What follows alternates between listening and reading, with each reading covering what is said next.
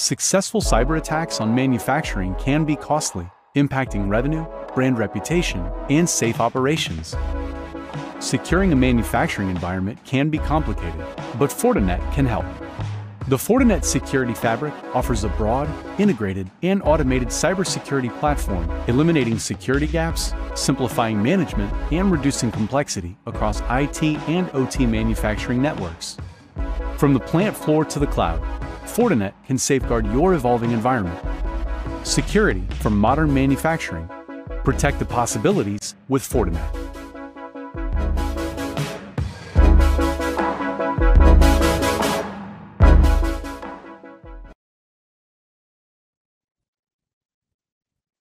It is just past noon Eastern Time on August 24th, 2021.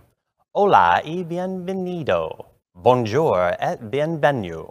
Hola y benvindo. Hello and welcome to the Fortinet Operational Technology Symposium 2021 for our Manufacturing Day. My name is Joseph Wolfgram, and I'm not multilingual, as you might have guessed from my opening welcome. But what I am is excited to be your host today for this extraordinary symposium. We're now ready to kick it off and introduce our first symposium session. Cyber incidents, like weather events and other disruptions to manufacturing, are going to happen. Security controls that can reduce the likelihood must be implemented in advance. Yet, relying on security controls alone to prevent a cyber incident is likely to lead to a larger impact if and when an incident occurs. Today, Dale Peterson, founder and CEO from Digital Bond, will take us through some examples of how manufacturers have reduced OT cyber risk through consequence reduction, resiliency measures, and detect, respond, recover approaches to cyber attacks. For over 15 years, Dale has been on the bleeding edge, helping security-conscious asset owners effectively and efficiently manage risk to their critical assets. He has pioneered numerous ICS security tools and techniques, such as the first intrusion detection signatures for ICS that are now in every commercial product. In 2007, Dale created the S4 events to showcase the best offensive and defensive work in ICS security and build a community. So you might want to check out the 2022 event coming next January. Dale is constantly pushing and prodding the ICS community to move faster and get better. Dale, over to you. Thank you very much, Joseph, for the kind introduction. I want to start out with the Colonial Pipeline outage incident, because this has been actually fascinating to watch the reaction to this. In some ways, it's kind of like a Rorschach test, and you can tell a lot about each individual's mindset based on how they respond or how they actually view this incident. For example, not surprisingly, if you are a product vendor or a service vendor offering security services or products, we are seeing these people say, if you would have used our product or service, this would not have happened.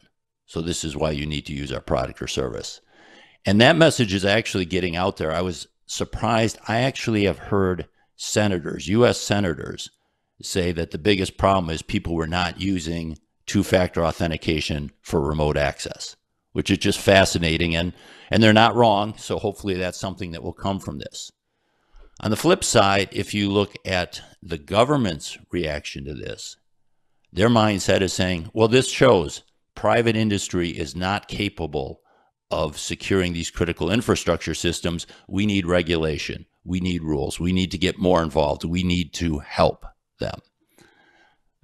When you kind of look at this and you say, well, what is the job that the U.S. government's doing in securing their own systems?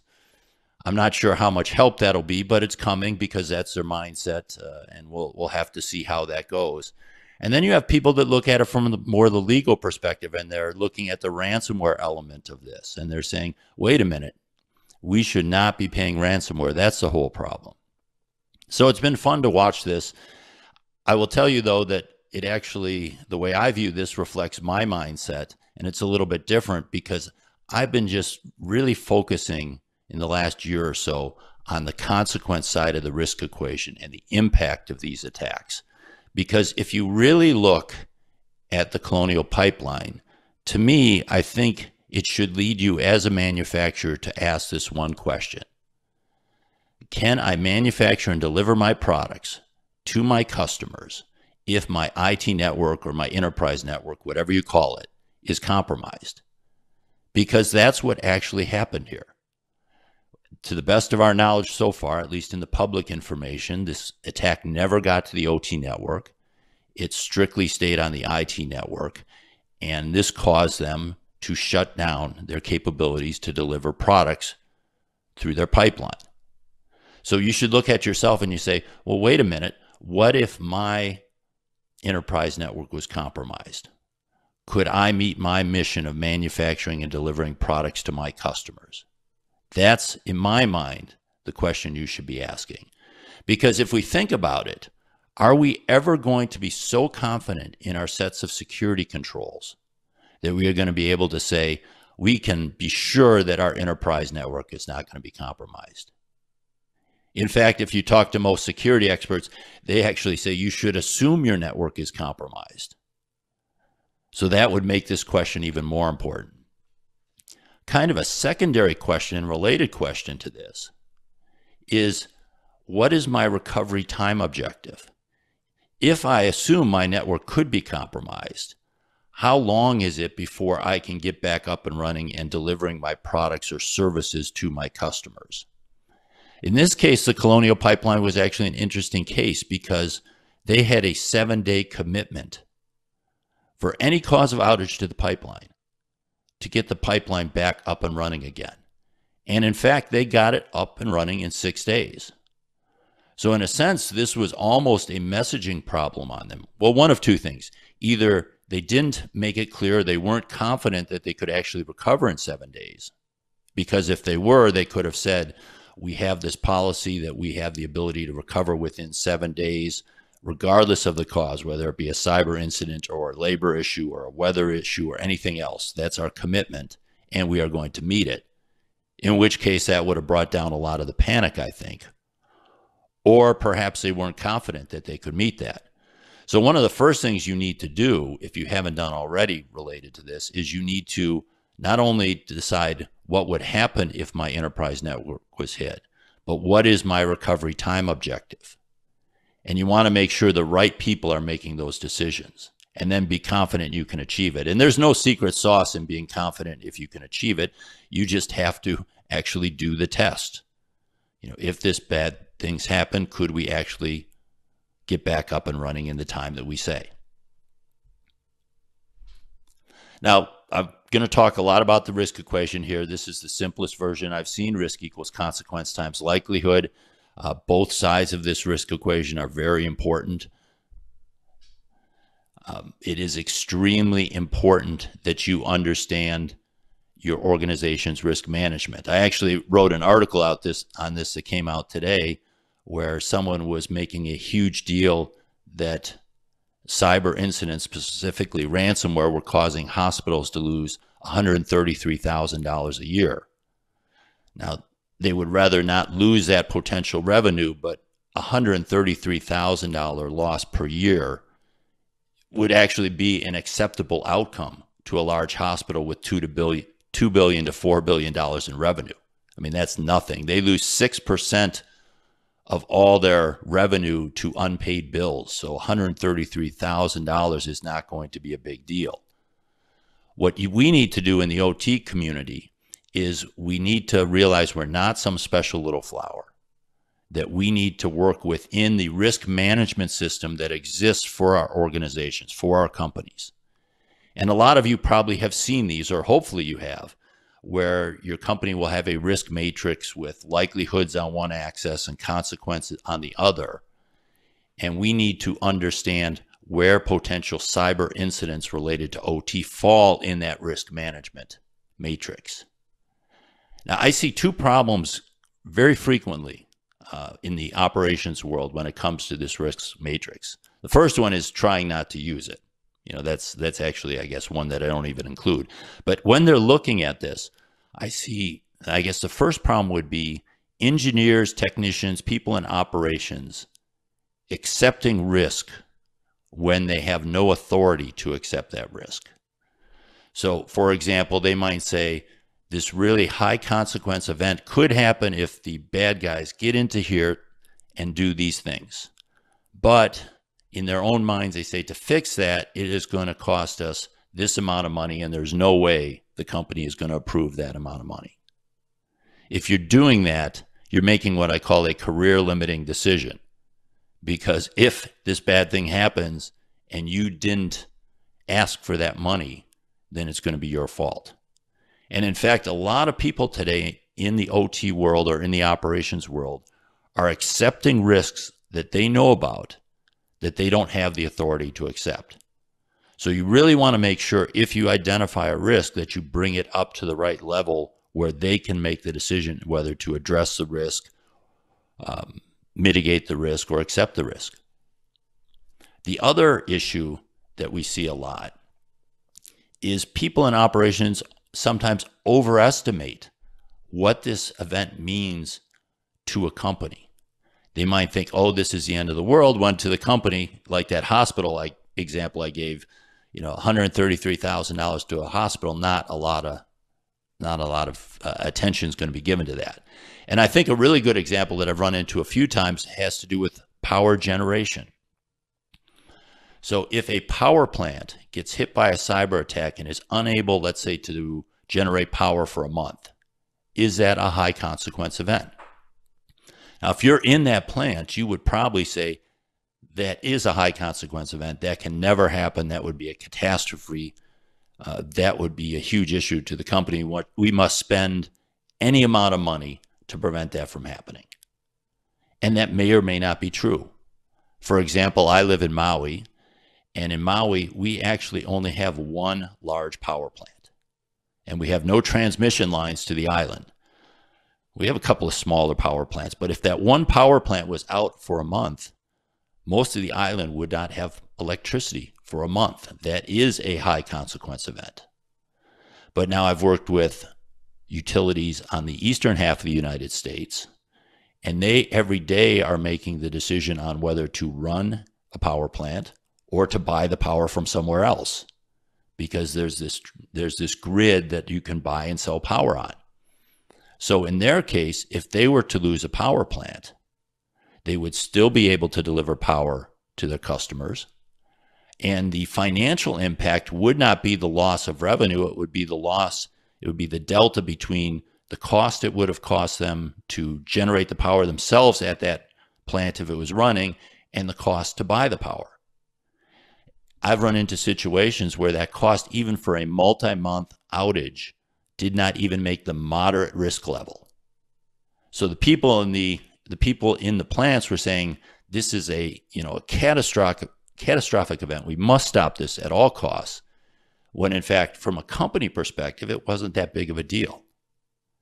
Now, if, for example, this cyber attack was able to take out the turbines and otherwise destroy the physical part of the plant, that might have raised the consequence. The financial impact might have been much higher. But you want to look at this. You want to look at the consequence of the event and where does that fit in your own risk matrix. Okay, so let's go back to this equation. Consequence times likelihood. I assume that most of the people on this event, watching this event, are security people. And security people, we focus almost exclusively on likelihood, on reducing the chance that this bad thing can happen by putting additional security controls in place, one after another after another. This makes a lot of sense. And in fact, some of the ones that Fortinet and others put out with perimeter security, some basic monitoring capabilities, they have dramatic risk reduction and do belong early in your risk reduction approach. But after you get through the basics, what we're finding more often than not with a lot of asset owners is that consequence reduction is actually their more efficient risk reduction than putting in additional likelihood or security controls, likelihood reduction or security controls. And when I say efficient risk reduction, what I'm really talking about here is as an asset owner, where would I get the most risk reduction for the next dollar I spend or hour I spend on it? And once, again, just to say it again, once you have your basic likelihood controls in place, what we're finding more often than not, spending money to put additional control in place, what you're doing is you're moving your, let's say, your likelihood from very, very small to very, very, very small. It's even really hard to quantify that. I mean, I don't know if you've ever had to go in front of the executives and ask for money for a security control, and they ask you, well, you know, first they ask a bad question. Will this mean we'll never be compromised? And of course you can't say no. You know, this reduces the likelihood. But then they're probably going to come up with a secondary question. They're going to say, well, how much? You know, how much does this reduce the likelihood?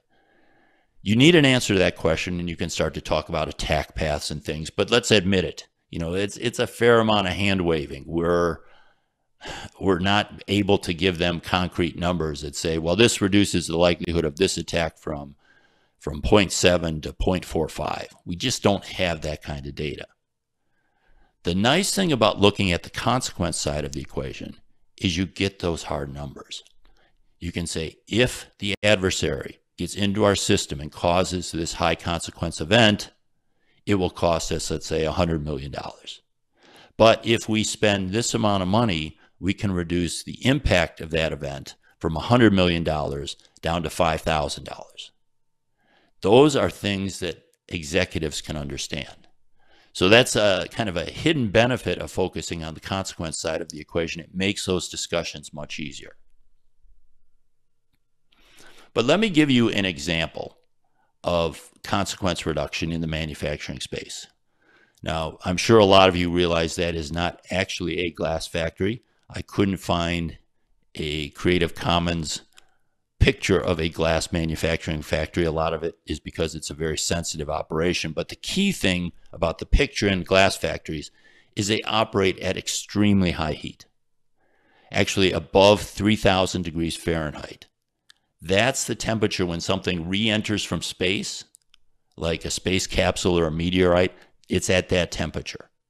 So that makes things very interesting, potentially very dangerous in a glass factory. And as we were working with a glass manufacturer, we looked at their process, and of course the line has some motion to it, there's heat. Of course it's much more complex than that. But in this case, the heat itself was controlled by a Rockwell Automation, Allen Bradley ControlLogix PLC that you see there. As we were looking at various scenarios and what the adversary could do with access to the system, one of the scenarios was they could send a command to the ControlLogix to turn the heat up to its very highest level, and then they could brick the ControlLogix so that the heat could not be lowered. Bricking a PLC or any level 1 device is not terribly difficult to do. Unfortunately, some of my researchers and people in our labs in the past used to do it all too often. One of the things you can do is you can just upload bad firmware. Again, because oftentimes the command to turn up the heat or to upload firmware is unauthenticated. And if you think this is something that just happens in the lab, we actually saw a real-world incident of this in the Ukraine in 2015. That's where the adversaries got on the network. They opened the relays to shut off the power to a significant part of Ukraine, and then they bricked the serial to Ethernet gateways by uploading bad firmware. So this is not just something theoretical. This is something that the adversaries know how to do. Now, in this case, if the heat was turned up to its highest level and then could not be turned down because the ControlLogix was unavailable, what would happen would be the liquid that is going to form glass would get so hot that it would actually melt the line. The production line itself would melt. This is something that they plan for. I mean, because this is a real world possibility. So when they build these, they build the whole line over essentially a gigantic pit that they put a floor on top of. So if everything melts down, it melts the floor, it melts into a gigantic pit. When that happens, of course, you lose the production line. In their case, it was going to cost them tens of millions of dollars to rebuild the production line. And you have an outage of, in their case, at 6 months or more. I think those are both numbers on the low end. Now, in reality, they probably would not let that thing happen because that would be extremely dangerous. What actually would probably happen is someone would hit the emergency stop button, the e-stop button, in which case the heat would shut off, but then all that liquid that was being used to form the glass would solidify in the production line, and you'd have the same issue. You would have tens of millions of dollars to rebuild the line, 6 month or more outage. So as they went through this, they said, not surprisingly, that's unacceptable. That is an unacceptable consequence. The likelihood of it happening is non-zero. So we want to do something about it. And this is now what I'm going to talk to you about now is something I've seen over and over again. When this happens, you get a bunch of people in the room, and the first thing we do, we're security people, is we start to say, well, what other controls can we put in place? Can we put a firewall in place? Well, they already had a firewall. So someone said, well, maybe we can put another firewall in place. Someone said, well, maybe we can put an industrial firewall with deep packet inspection in place. We can do application whitelisting. We can have a second control logics. And just over and over and over these things. And they were all, I don't want to say they wouldn't have had any impact, but we had already, this asset owner had already reduced the likelihood of this attack to a very small amount through other good security controls. So yes, it might reduce the likelihood, again, from very, very small to very, very, very small, whatever that means. So not being satisfied with that, because we couldn't tell the asset owner's management, hey, this can't happen, we took a step back and we said, what's the real problem here? The real problem is, if the heat is up at this high level and the control logic is gone, we can't lower the heat to a level that's acceptable. So what if we put a manual control down on the floor that allowed us to lower the heat to a lower level? Now, this manual control wouldn't have the granularity to produce high quality glass, but it would lower the heat to a level that the materials could flow through the line and the line itself would not be destroyed. So instead of having to rebuild a 10 million plus line, we'd have a little bit of scrap material. And instead of having a 6 month outage, we'd have a day, an hour, whatever it took to feel confident that the control logics was back in place. So we're talking about dramatic risk reduction by hitting the consequence side. The cost of this manual control was about $10,000. And the funny thing was, and this happens a lot, there was some engineer in the back of the room who had been kind of quiet, old guy, had been ornery a little bit throughout the whole process. And he says, we had that there, but you told us to take it out when you put the PLC in. And I think what you're going to find is a lot of the things that you had in place before might be effective consequence reductions. Okay, so that's my manufacturer example. I want to give you a more generalized case and something that you should really look at. And this is related to Triton, because one of the biggest consequence reduction issues we see is the safety and protection systems are available oftentimes on the same networks, the same systems as the control capabilities. So this is what we saw in Triton. The control system and the safety system were both accessible from the same network. You probably have heard long presentations on this, but the bad guys tried to basically disable the safety PLC from doing its job. They weren't successful. They kept tripping it and causing the plant to shut down. But the goal was essentially to disable the safety system and then on the control system cause the bad event, and then boom. So one of the key messages when you're looking at consequence reduction is to look at anything that you're relying on for safety or protection and saying, could a cyber attack on my control system actually disable that? Because if that's the case, you have a real problem. You'll see this not only in separate safety systems, but a lot of times we'll see companies, especially in manufacturing, will say, well, what's something really bad that can happen? You'll hear the answer to that. They'll say, but no, that couldn't happen because we have, we have soft interlocks in our PLCs to prevent that from happening. Well, if the bad guy is on your ICS network, he can reprogram those PLCs. So that's another area where you really want to focus on in consequence reduction. But now let me make this more general. If you are looking at the consequence side of the risk equation, the first thing you have to do is identify your high consequence events. Now, this is not, for example, a server going down, or it's not even ransomware is not the high consequence event. The event is, let's say, unavailability of the network, or having the pipeline being shut down, or the plant being shut down. That's what you worry about.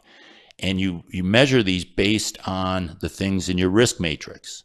This could be safety, loss of life, financial, customer impact. You see them up there, environmental, reputation. Now in manufacturing, if you've done a process hazards analysis, you've probably already gone through this. But once you identify these high consequence events, again, independent of cyber, but things that cause a large impact, then you have to ask yourself, could a cyber incident or a cyber physical incident cause that attack? If the answer is yes, that's when you have to look at reducing the consequence of that cyber attack.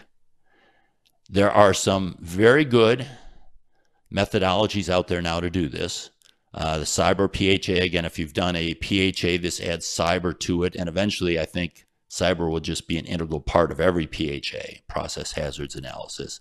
And then INL has their CCE, consequence-driven cyber-informed engineering. Both excellent methodologies, but I think they might scare some people away, because when you look at the CCE, it takes man years to actually go through that process. And you don't need man years to start working on consequence reduction. It can be done very simple, and that's actually what I would suggest you do at the start. And it is just as basic as those two steps. Identify your high consequence events, and then find a way to reduce the consequence if a cyber attack could cause that high consequence event. And remember, when you're determining if a cyber event could cause it, you want to think worst case. You want to think the bad guy or bad gal is in your control system with administrative rights. What could they do with that? Or you could just imagine your best engineer goes rogue. What could he do with that? And how could you reduce that consequence? So with that, I hope you look at both sides of the risk equation as you're dealing with cyber risk or any risk to your company. And Joseph, I'd be happy to take a question or two if you have some time. Thank you, Dave. That was fantastic, and I really appreciated your case studies there.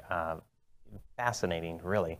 Now, we have received a lot of questions from our live audience, so I'll go ahead and get a couple of those in while we have some time here. What would you recommend a company do to test their cyber resilience?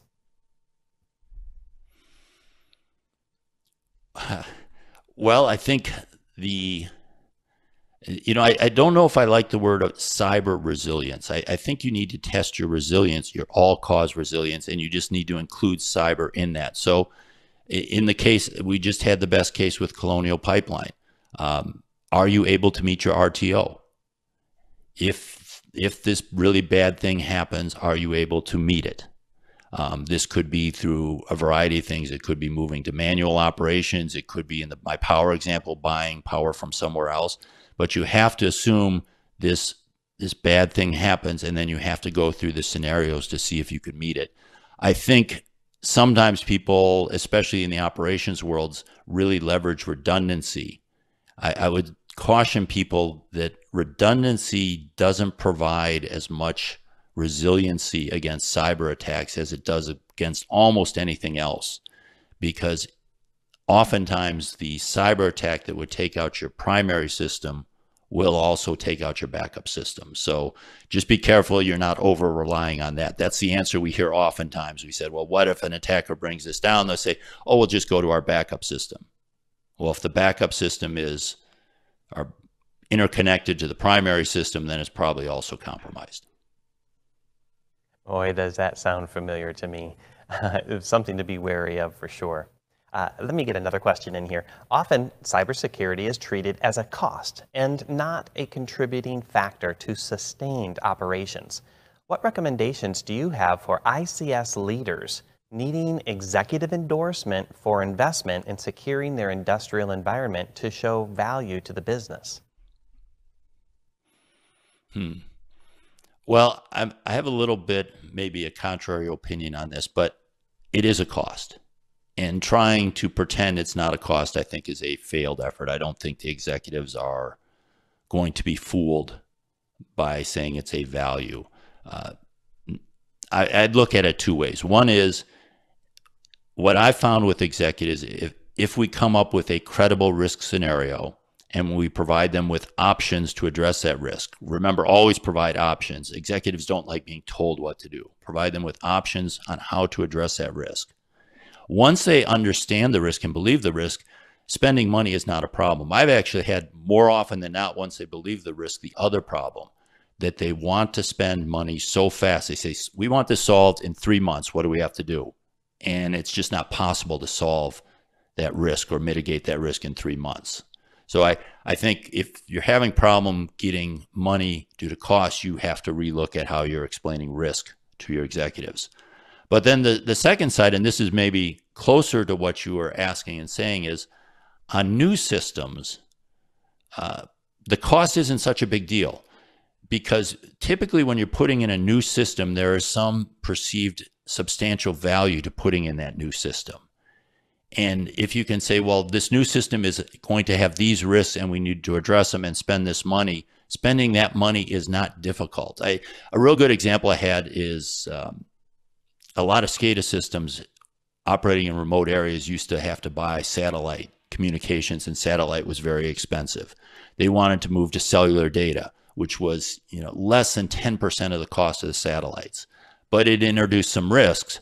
At that point, by saying, well, yes, this introduced some risks, but we're going to have to spend some money to address those risks, was a very easy sell because they could pay for it very quickly with the savings. So I think you have to admit it's a cost and then either approach it one of two ways. If it's an existing system, you have to prove why that cost is worth spending from a risk management standpoint. And if it's a new system, you want to get in there early and you say, yes, there's tremendous benefits, but just part of the cost of this program is securing it, and this is what it is. Yeah, that makes a lot of sense to me. We've just got a couple of seconds left here, but I want to get one last question in. How do you quantify the impact reduction scoring when conducting a cyber PHA if one were to consider independent mechanical safeguards? What are your thoughts? Well, see, that is a tremendous question, because that just shows, and I probably should mention this, but the consequence side of the risk equation involves engineers. Okay, that's why security people like the likelihood side, because we have full control on that side. Security controls and such. You get on the consequence side, you get into engineering. And a guy like me shouldn't be answering those questions. What we should be doing is working with the engineers and saying, this is how this thing could happen. And the engineers often come up with the consequence reduction options, and they also come up with those numbers that this person is asking. As a security person, don't try to be guessing that unless you have an engineering degree and expertise. I think that's some sage advice, Dave. Thank you so much for your time, for being here today. It's been an honor to have you on the symposium.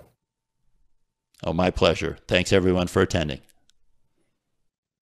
Now, I want to remind everyone out there that we are sending polls throughout the presentation so we can hear from you and find out what you think.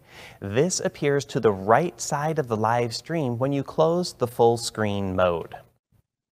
Now, our next guest from Intel is Richard Kerslake. Richard is General Manager, Industrial Controls and Robots for Intel Corporation. He is also the co-chair of the FIDO Alliance IoT Working Group that recently released the FIDO Device on Board, or FDO, specification. Prior to his current appointment, he has held many business and product management roles in the areas of wireless, consumer, IoT, and automotive. Richard is going to talk to us today about FIDO Device on Board, a new industry standard that addresses the challenge and complexity of installing IoT devices. I'm really looking forward to this one, Richard. I'll hand it over to you. Thanks very much, Joseph, and welcome to everybody. It's great to be here at the Fortinet Symposium.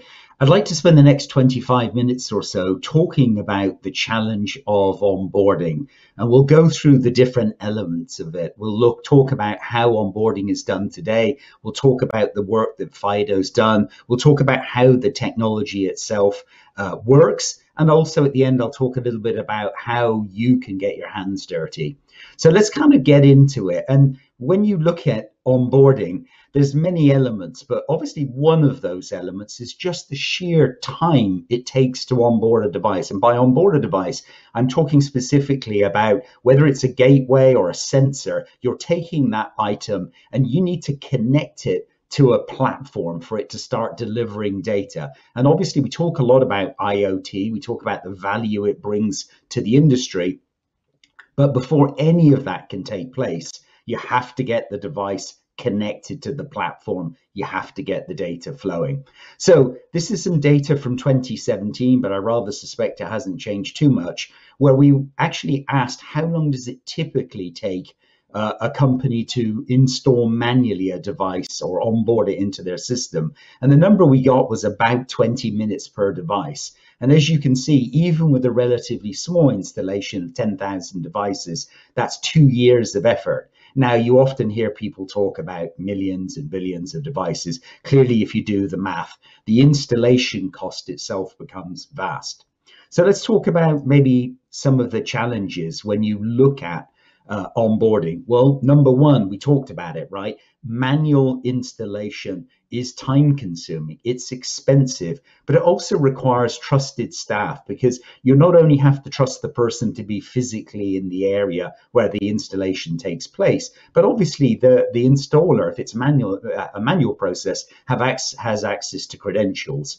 And that clearly can lead to, poor password choice. It could be somebody who later on willingly or unwillingly makes that information available. And obviously, again, this leads to a very long-term risk profile. When you're looking at IoT devices, we've shown a few here, but there's a very wide range of IoT devices. Clearly the hardware variety is large, many different operating systems to consider. Maybe it's Linux, maybe it's Windows, maybe it's a real-time operating system. Many of the products and devices that you need to onboard actually are headless. They have no display. So again, that creates a challenge. And then when we look at things like networking, some of them are wired, some are wireless. And so there's a pretty wide gamut of challenges that need to be thought through. So let's spend a minute kind of talking a little deeper about the current approaches. And I've talked really about manual onboarding. We've said it's slow, it's insecure, and it's certainly expensive. Now, some of you may be saying, hey, I've seen some automated solutions presented in the industry that claim to be automated, they claim to be secure, and they may well be, but most of them have some limitations. Number one, some of those automated processes really limit you to a particular cloud or platform. So when you choose the technology, it's great as long as you're absolutely sure you're only going to be connecting to your cloud service provider A. If you then a year from now or 2 years from now decide, hey, I want to work with cloud service provider B, or I want to have an on-premise solution, you have a problem. There are some proprietary silicon solutions out there, but again, those are linked invariably to one silicon provider. So again, it really kind of ties you to that vendor from day one. The third challenge is those that do automate it often require that you have absolute knowledge of who the target customer is and the user is and the cloud at the point of manufacture. So effectively your OEM or ODM needs to know where that device is going to land. And then they can put in the appropriate credentials at manufacturing to make that happen. But as you'll see later, that drives a lot of friction in the supply chain, and obviously friction equals cost. So let's talk about the solution. I've talked about the problems now. How do you fix it? Well, back in 2019, I think Intel had already been kind of working on this challenge for a few years, but it really became self-evident that it didn't need just one vendor to solve the problem. As I said, what the industry needs is a standard. To drive a standard, you need an industry body, a standards body. And obviously, when you embark on a journey like this, you need a body that has the right DNA. Does it understand the kind of security issues you're trying to address? Does it have the right membership? Is it a group that frankly is motivated and willing to get involved? And for us, the FIDO Alliance was a great choice. Many of you have not heard about it, so I'll spend a minute just giving a little bit of background. But it's an organization that really, as you can see here, was about password replacement. That almost kind of fundamentally was what was driving their work. And so security was very much baked into their mindset, automating onboarding, in their case, really things like online purchasing was very much part of the mindset of what they were working to address. So the DNA of the organization was really perfect for this kind of work, and there was a strong willingness to get into the IoT space. So I guess the next question is, who are the members of this? I mean, is it somebody you know? Well, if you kind of scan through this, I suspect you'll recognize a few of the logos.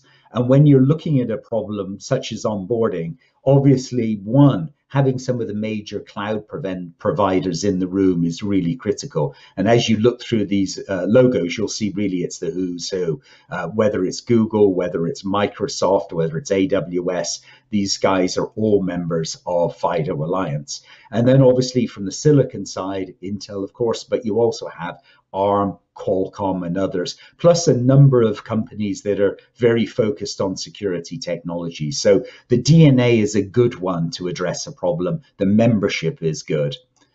And then you may have said, well, do they have a track record of success? And the answer is yes.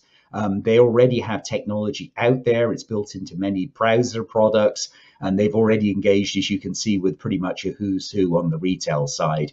So again, when you look at FIDO, even if you haven't heard about it, I think you'll agree it really does have the right kind of track record to address a problem such as this. So let's talk about the journey of driving a standard, and then I'll get into the how. So number one, we actually assembled the IoT working group, assembled for the first time in the summer of 2019. And you can see the folk, or some of the folk that attended that original meeting. And we asked that people come with specific use cases that they felt a new standard needed to address. And in total, about 45 different use cases were presented, and those were grouped into 3 different types of categories. And the first category was really, excuse me, classic onboarding, and that was agreed to be the #1 focus for our effort. The second thing we did by September was really get together and drive what are the requirements that are required to really solve the problems of those use cases. And so as you scan through R1 there through R19, you will see that this was really where we set the bar. We said, whatever technology and solution we come up with, it needs to address all of these. It needs to be an open standard. It needs to have automated onboarding. It needs to be, authorization needs to be end to end. Late binding, I'll come to in a moment. But as you scan through there, you can see a lot of thought was put in place to say, this is what any solution needs to achieve. Now, obviously, a working group can do one of 2 things. It can start with a white sheet of paper and say, look, we'll really create a brand new standard from there. Or you can say, no, maybe a more pragmatic viewpoint is to look in the industry, see, is there something available that really comes close to the needs of those requirements, and we'll build upon that. And so the working group looked at the industry. We found a few solutions. The one which was closest was a technology that Intel had created called Secure Device Onboard, or SDO. And so if you look at that little picture in the middle, you'll see SDO became, if you like, ExistTech because it existed. And then what we did is we said, what are the gaps between SDO and what we want? Those became gap techs. And then FIDO mods, effectively what we said is, look, when SDO was created, a certain range of technologies and coding approaches were available broadly. Some of those had changed. And we said, let's kind of modernize it where it makes sense. And so the goal was take that and use it as a springboard, and we'll build from there.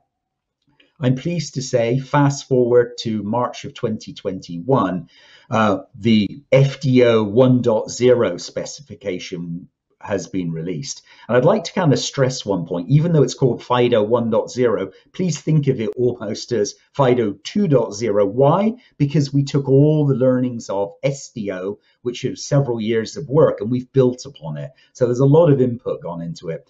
If you look at who are the editors, you'll see that Intel, Amazon, Google, Microsoft, Qualcomm, and ARM are the folk that really were the major editors. So I think we had a pretty good collection of people. Now let's talk about, what this solution allows. So number one, the goal is a simple one. I've got a device and I want to onboard it. I want to ship it to the point of installation. I want to have someone who's basically semi-skilled, power it up, connect it to the network, and then all of the provisioning and onboarding happens in a fully automated fashion. So it's got to be zero touch. It's got to work with any existing zero touch solution that a company may use. Maybe it's an existing cloud vendor. Got to be fast, under a minute, and it's got to be secure, obviously. It needs to work on a wide range of hardware. Whether you're using an ARM microcontroller or a Xeon processor, you need to be able to use the same solution. Clearly, some of our customers want to onboard their IoT devices to internet clouds. Others want to have on-premise. They really strongly believe data shouldn't or can't leave the facility. Late binding I'll come to in a moment, and that's a very specific element that really FIDO drives. Now, that gets us a specification. What it doesn't get us is software to execute the specification. So what we did is, in parallel with the work on FIDO, Intel set up a project under Linux Foundation Edge to actually drive a software implementation of FIDO. So in parallel between the development of the specification, the software was developed. And so FIDO code is now openly available up on GitHub. So let's talk a little bit about the late binding. This is a slide which I hope will kind of explain the challenge. If you took at the top an existing zero touch technology other than FIDO, most of those would require that you program the credentials in at the point of manufacture. And then those devices will pass through the supply chain and then they'll get onboarded. Well, the good news is it's automated. The good news is it's secure. The bad news, as you can see, is that every customer has to have its own unique SKU. So that adds friction and it adds delay in the supply chain. With FIDO, you can build a single SKU, it can flow through the supply chain, and it's at the point of installation that the binding takes place. And so clearly that's really makes the whole manufacturing challenge far easier. Now, where does FIDO work well? What are kind of optimum use cases? Well, number one, particularly areas such as industrial and enterprise, whether it's gateways, whether it's sensors, control systems, medical, any application similar to that. Clearly multi-ecosystem applications. If you truly only have one device connecting to one ecosystem, then you could probably take another approach. But if you're building a product where it has to connect to a range of different cloud service providers, or maybe it has to do on-premise, maybe a proprietary platform, this is where FIDO really helps. The other one is in terms of the supply chain. Having this ability to do late binding really simplifies the whole process, allowing a single SKU to flow through the supply chain. And then obviously at the end, if you have a product, you've installed it, 1 year, 2 years later, maybe you move it to another factory, or maybe you just plain sell it, you need to have a technology that addresses that. Now, let me spend a moment talking about how it works, and I'll go fairly quickly. There are white papers available on the FIDO Alliance website, so please go there and they'll provide more information.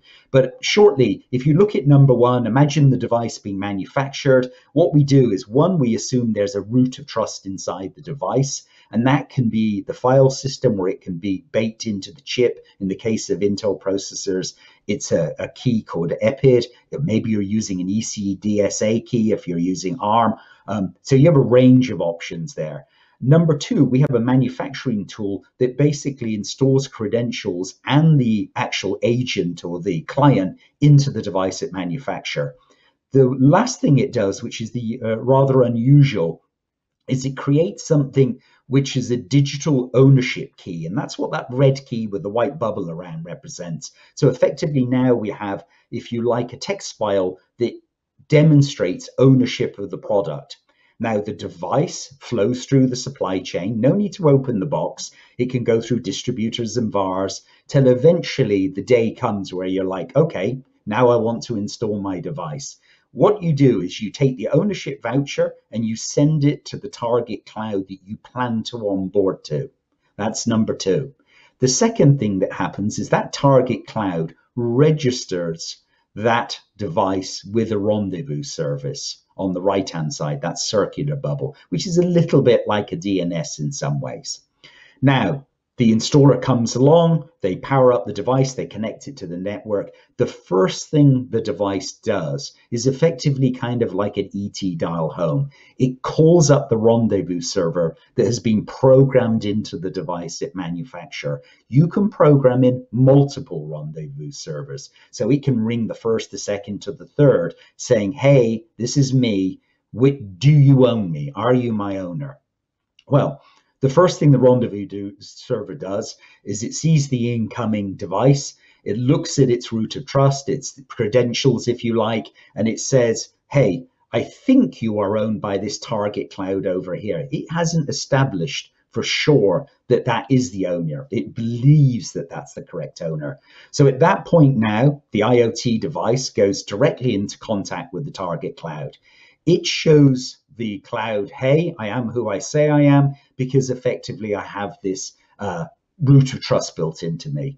The target cloud says, hey, I know who I am. I can show you I'm a rightful owner because I have this ownership voucher.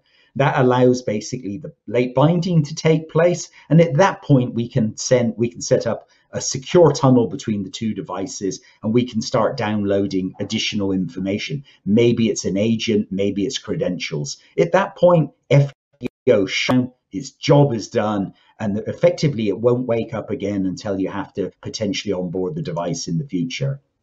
Now, let's talk about the software. We talked about the spec, we talked about how it works. When you look inside the software, there are multiple elements. Number one, there is a client piece of software that runs on the processor, on your IoT device. As I said, could be an Intel processor, could be an ARM. Maybe you use a TPM, maybe you use a secure element. All of those can be catered for. There's a manufacturing tool, which, as I said, creates the credentials that are installed in it, and it also creates that ownership voucher. Number three, the rendezvous server that does that kind of redirect. That's another piece of software. Then, of course, you've got the owner code that works with your target cloud or platform. And then one thing I didn't mention is you may, of course, have VARs or distributors in the supply chain. So we have another tool called the reseller tool that allows them to take that ownership voucher and extend it almost like a nested doll as it passes through the supply chain.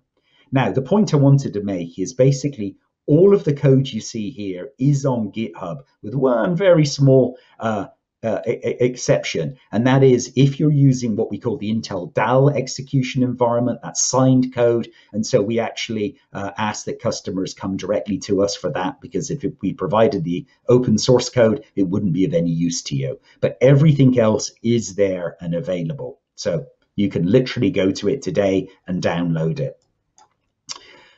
Let's move on. What about the project itself? If you Google FIDO, Linux Foundation Edge, you will see there under the at-large project something called Secure Device Onboard. And you may be asking the question, why is it not called FIDO Device Onboard? Well, the reason is when we kicked the project off, which was about a year or so ago, we hadn't actually finalized the name FIDO.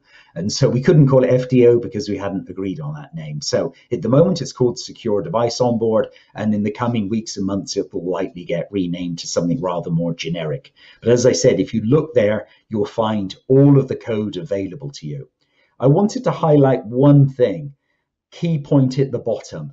The production release of FIDO 1.0 is effectively happening now, literally as we speak. So if you go there in the next few days, you will, if it's not there already, find not just early release code, you will find the production release code of FIDO. So it's literally was posted up in the next, either Friday or this week, it'll be up there. So you can go and get the latest and greatest. Now, obviously the specification, the software, those are important elements that FIDO has been working on and Intel has been working on. But that's not all. Clearly, you're probably asking about, what about certification? What about interop? What about plugfests? Well, FIDO's working on all of those. FIDO already has an established security certification program that it needed for its existing FIDO technology that's available. I showed you at the beginning of the webcast. So the infrastructure already existed. So what we're doing is taking that infrastructure and reusing it. We're basically looking at 3 levels of assurance. The first will be a simple kind of vendor questionnaire. Have I done A, B, C, and D? A deeper level would obviously be that the documentation is submitted by the vendor to a certified lab and they will approve it. And then the highest level would be actual samples of the device are submitted. And again, those would go to a lab and go through more extensive penetration testing. So we're giving customers an opportunity to really choose what's most appropriate for them. And this is important because we really wanted to make sure that this technology is applicable to older products and newer products. So we really wanted to drive some flexibility for those that want to get their hands dirty with it. If we constrained it too much, the fear is it would really make it very difficult for the industry to adopt. And obviously, at the end of the day, anything that moves us forward from manual onboarding is a big step in the right direction. So that's why you'll see a lot of effort there to kind of be very inclusive. I'd like to maybe just take a breather and say we've talked about FIDO, what it is, how it works, why it was created, and where you can get the software.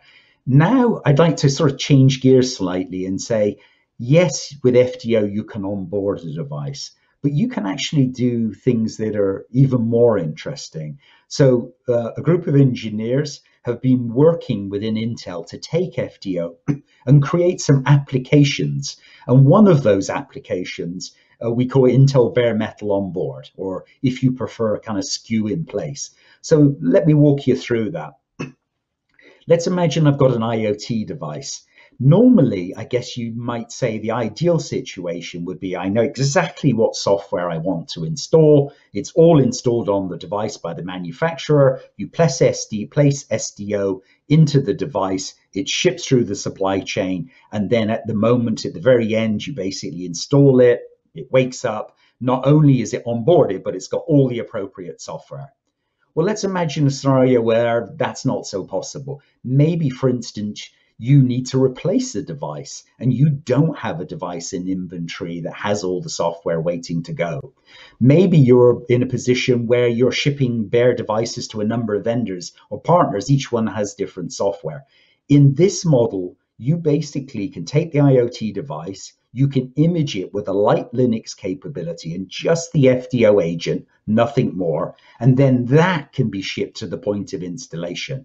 Then we do basically a double run of FIDO, where we use it to onboard the FIDO device to the platform, and then we use it again effectively to download the software target image. So you could say, hey, I want to send Ubuntu to this. I want to send this ISO image to it, or I want to send this VM. So effectively, you can securely and remotely download software to your product without the need to do it at the manufacturing plant. So again, if you have a situation where you want to replace a device that's broken, or maybe that just fits your manufacturing model, bare metal onboard lets you do it. And this is something we can demonstrate today. So let's kind of just move on. where are we? What is FIDO doing as of now? Well, number one, we're really working to drive adoption of this technology in the industry, which is why I'm delighted to be here today. We're reaching out to OEMs and ODMs and other silicon partners. FIDO is working on some interop events. One is tentatively placed for October this year, so just literally in another month or two's time, which would allow people to come in with their hardware and actually, check that it will onboard with FIDO, and there'll be, engineers there to help them. There's other events further out in time, including an event set for Taiwan in January, so that we can bring in folks from obviously the broad OEM and ODM network that's there. The certification program I talked about, doing things like functional certification and the interop that I just mentioned. Obviously, I talked about security certification, and that's progressing well, and that's something, again, we need to have. And then last but not least, we're thinking about what comes next. And I want to stress, the goal is we're not going to make any radical changes. We want people to adopt FIDO 1.0. So the changes we're making are incremental in terms of how you can make the product more applicable to a broader range of applications. So with that, I'd like to thank you very much for your time. And Joseph, back to you. Richard, thank you so much. That was really insightful to hear. We've had a ton of questions coming in on this, so it's a topic that people are very interested in. I want to get a couple of those to you right now. How do I get started with FIDO? Well, if you liked what you saw, the good news is you don't need to wait. Just go to the FIDO Alliance website. You'll find FIDO there. You'll find white papers you can read that will give you more information. You'll find the specification itself you can download and read. If you're somebody that says, well, I'd kind of like to just get on and try it, for size, go to the GitHub under Linux Foundation Edge. Look at the project SDO, Secure Device Onboard. You'll find the latest and greatest code, and you'll find that you can download it and literally start testing your product.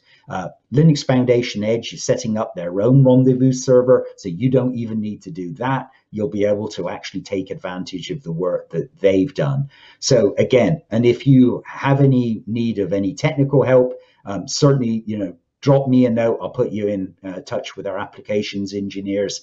We can definitely, if you need any hand holding or just want to talk a little bit more about the technology, we're delighted to do that and give you advice on how it might be used in your application. Well, that sounds easy enough and very generous of you. Thank you for that. The next question is, can FIDO be added to existing products, or is it only for new designs? Yeah, that's an important one.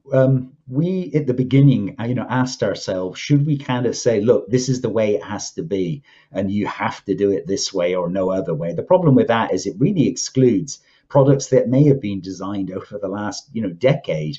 And we felt that was too limiting. So what we've done is we've designed it in such a way that it can actually be added to existing products. And in fact, not only can it be done, we've done it. And to give you some real life examples, one of our partners had some security cameras that were designed about a decade ago. They wanted to demonstrate those security cameras could be onboarded with FIDO, and that's exactly what we did. So the answer to your question is, particularly if they're running things like Linux or Windows, it's really relatively easy. Obviously, if it's a embedded operating system, then you get into things like memory footprint. It could be a little trickier, but in principle, you can certainly add it to an existing product, particularly if you're running a higher level operating system. Excellent. Richard, thank you so much for joining us today. Richard Kerslake with Intel Corporation, thank you for your time. Thank you. And just a last comment, Joseph, if anybody has further questions, please come to the Meet the Speaker session. I'll be joined by Jeff Cooper, who's our chief architect, and we'll be able to go into any details you may have on this technology. So look forward to talking to you later today.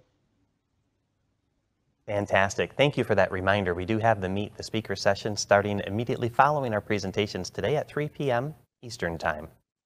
All right, now we are going to hear from Schneider Electric on how they leverage Fortinet products in customer projects that require secure cloud connectivity, data integrity, and flexible control.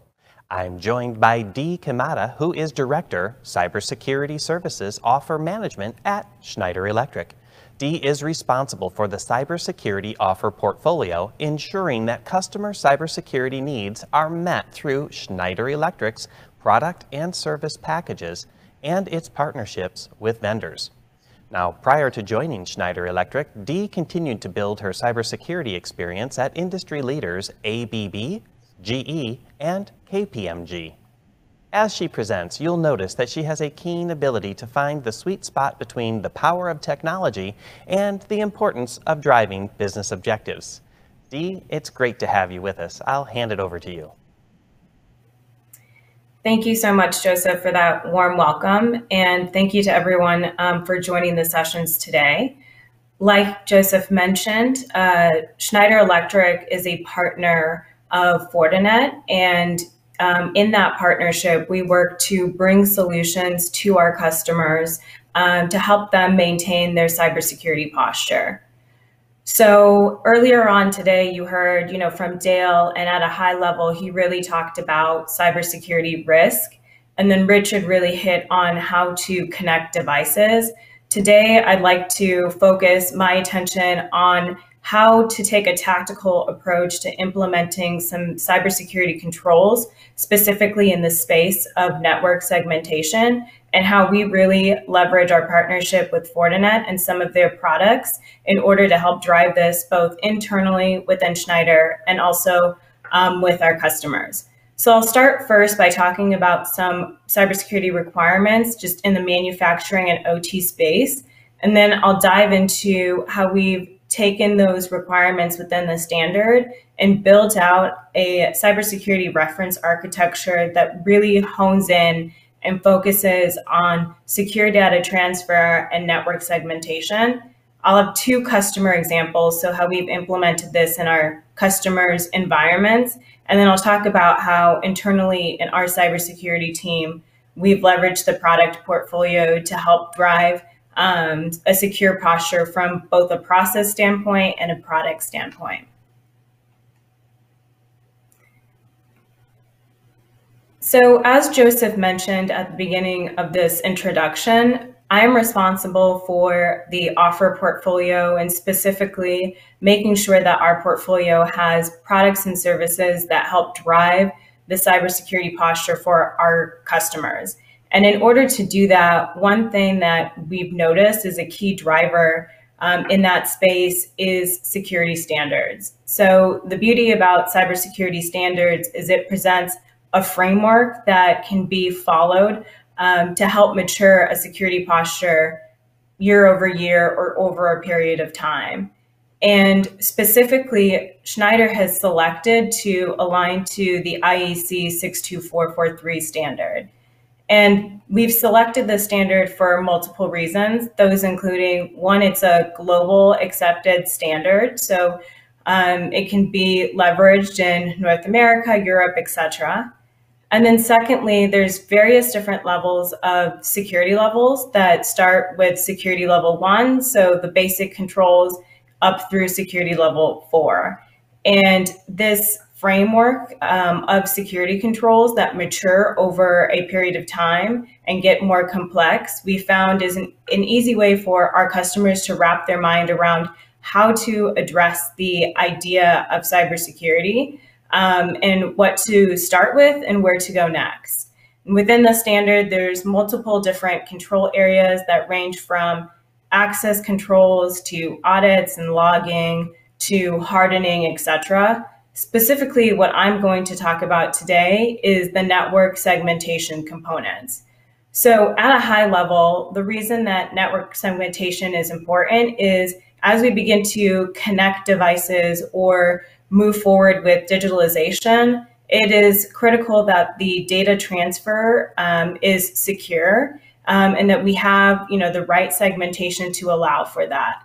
So specifically, some of the controls that are identified are within the first security level. So security level 1 calls for defined network layers with at least one firewall. And then to add to that, just the need for a DMZ that separates the operations layer from the enterprise layer. So this DMZ layer essentially allows for the filtering and security of that data between some of the critical information in the operations layer and then also the enterprise layer, which is where your laptops and potentially connectivity to the internet lie as well. And this helps ensure that the data in transit and at rest is secure. And then as we continue to take this concept further, there are more controls around network segmentation. One of them is around the management of the actual firewalls, so separating the management both physically and logically. And then the next is creating a north and south firewall. And so in this next slide, I'll take you through what that looks like as it aligns to the Schneider recommended reference architecture. So to the left, you'll see the Schneider reference architecture, and this should look pretty similar to the Purdue model. And essentially, it separates out all of the layers of the network. What I want to point out are some of the concepts that I talked about in the previous slide. So you can see the maturity or the controls increase with security level 1 versus security level 2. You can also see that the DMZ is clearly called out in this network architecture. So within security level 1, we're using one firewall, and that firewall has data flow both from the enterprise level and from the operations. And like I mentioned in the previous slide, we've taken that concept further in security level 2 and created a north and south firewall. So the real question is, why are we doing this? So we want to ultimately implement digital solutions that our customers can use to benefit and optimize operations, get some of those digital benefits, but we want to make sure that the data integrity, the data in transit is secure. And so by creating these segmentations and ensuring that the data doesn't skip a layer when in transit or doesn't go directly to the enterprise layer, so that segmentation between the IT and OT areas is secure. So ultimately, the goal here isn't to achieve network segmentation, but it's to implement network segmentation so that we can ultimately have the benefits of digitalization. And so what we realized from a Schneider perspective is we have a team of experts, we call them the Center of Competency, and their goal and their task is to implement cybersecurity solutions. And as we hit various different OT segments, including manufacturing, we realized how we wanted to implement cybersecurity controls. And so the result of that and the findings from those experts was architecture and a standardization around how we plan to implement some of the firewalls, where we want to implement them, and our recommendations to customers. Implementing network segmentation control points and some of the requirements from standards that back that up, I'd like to take you into an example from a customer. So over the past 5 years, network monitoring solutions have become really popular. So these solutions include things like Clarity or Nozomi. And the benefits of these solutions is that they allow for asset inventories to be automated. They allow for monitoring of the network, looking for anomalies, and some asset information as well. And so the adoption of these types of solutions has been really heavy in our customer base. So we had a customer that was looking to implement a network monitoring solution, and they wanted to do this at multiple sites. And the concern was that if not implemented correctly, the data that's collected from the solution could be compromised, and the malicious actor would have a pretty good understanding of what the network layout looked like, what the assets were, and that was something that they really wanted to avoid. And so in order to combat this concern and make sure that we're not putting the customer at risk by implementing the solution, one of the first things that we looked at is how is the network set up and how can we minimize the attack surface with a simple solution. And secondly, the other thing that was important to this customer was that they had separate teams that managed the IT or the enterprise network and the OT network.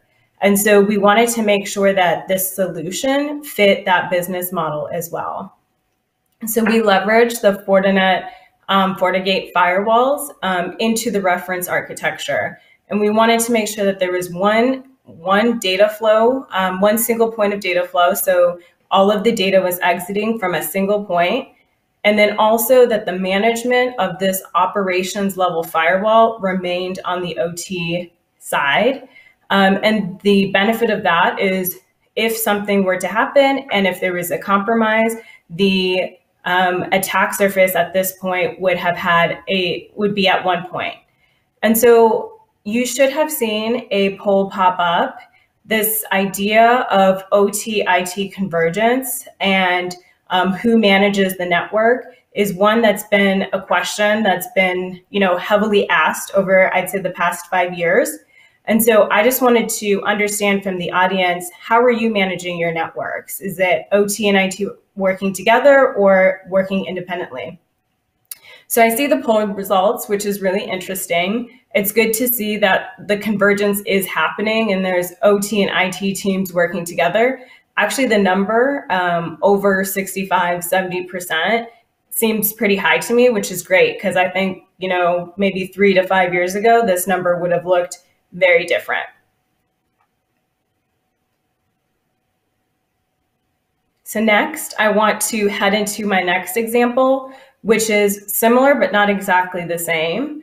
One of the reasons that the network monitoring solutions have been so popular is because of the type of data that they present to the customer. So specifically in the mesh network, it has assets such as PLCs, controllers, etc. And the information that a customer may want to know is what is the asset, what's the firmware version, do updates need to be made, etc. But sometimes when segmenting out the networks and specifically the mesh network, there's limited visibility to that information because the mesh network switches only feed information they only feed directly into control stations. And so what we wanted to do was provide the customer the opportunity to get this really rich information without compromising the data transfer security controls. And so what we did was we installed a Fortinet firewall in between the mesh layer and then layer 3. And essentially what that did was it allowed for secure data transfer, but it also allowed our customer to really dig deep and understand the assets that they had in their environment, the actions that they needed to take, understand who the PLC or controllers were communicating to, how they were communicating, etc., without compromising the integrity of the data within the solution. And so I think that, implementing and understanding where to place these firewalls so that we can leverage network monitoring solutions has been a very steady use case that we've seen over and over again with our customers. And specifically, the concern is around how do we implement these cybersecurity solutions, make sure that they get the information that's required, but we're also not compromising the data flow and that we're abiding and aligning to the IEC 62443 standard controls. So finally, I want to take you to the last use case. And this use case is a little bit more internal. So within Schneider, we have several different cybersecurity teams. One of them is our incident response and product security team.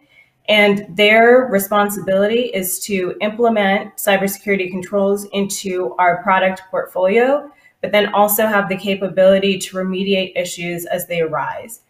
And, from these presentations, one of the things that remains consistent is that it's not if a cybersecurity will happen, it's when. And so in the event that an incident happens, we want really good information about that particular incident so that the incident can be remediated and a fix can be issued. And being able to get that information from multiple sources can be a challenge. And so what we've seen in the past is information from maybe government sources, from, thought leadership groups, and then also we have, academic type research that's done to find vulnerabilities, etc.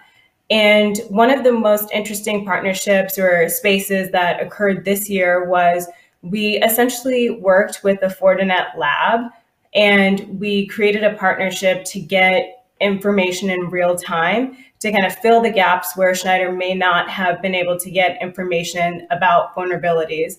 And so they had in-house solutions that were picking up on potential risks or vulnerabilities and then feeding that information to our team.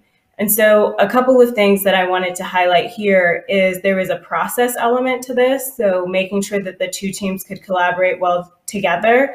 And then there's also a solution element to this, so leveraging those Fortinet solutions to identify potential vulnerabilities. And so why is this important? So with the collaboration of the Fortinet R&D team and the information that we were already getting with our product security incident response team, we were able to identify a handful of incidents and then responsibly communicate the vulnerability and fixes.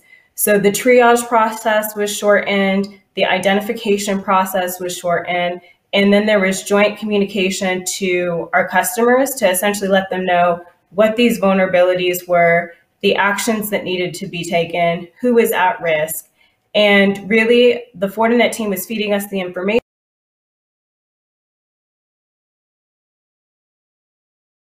impacted from the vulnerability, and then really quickly turning around and finding a solution.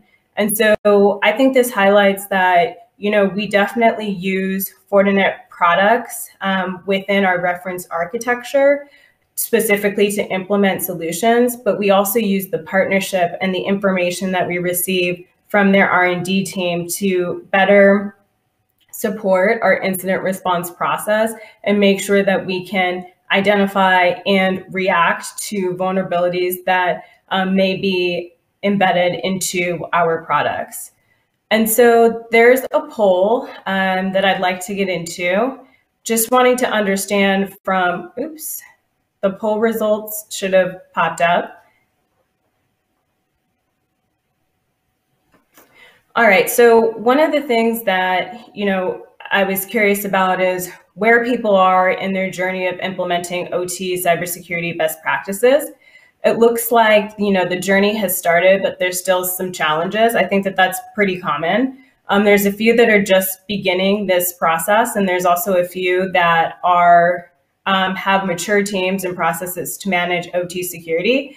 I would say one of the biggest learnings from both of these examples, both the customer examples and then the internal example, is that the cybersecurity journey is a continuous one, and the goal is to improve the cybersecurity posture year over year.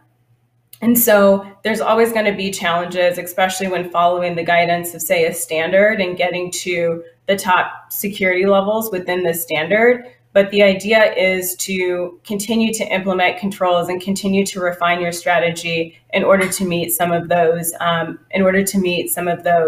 needs. And so I'd like to end today just with a few words and some ideas to take with you. I think the first one is leveraging a standard really helps provide a framework and a roadmap for where you need to go. IEC is a good one to start with, but I think the one that is most relevant either to your region or to your organization makes sense.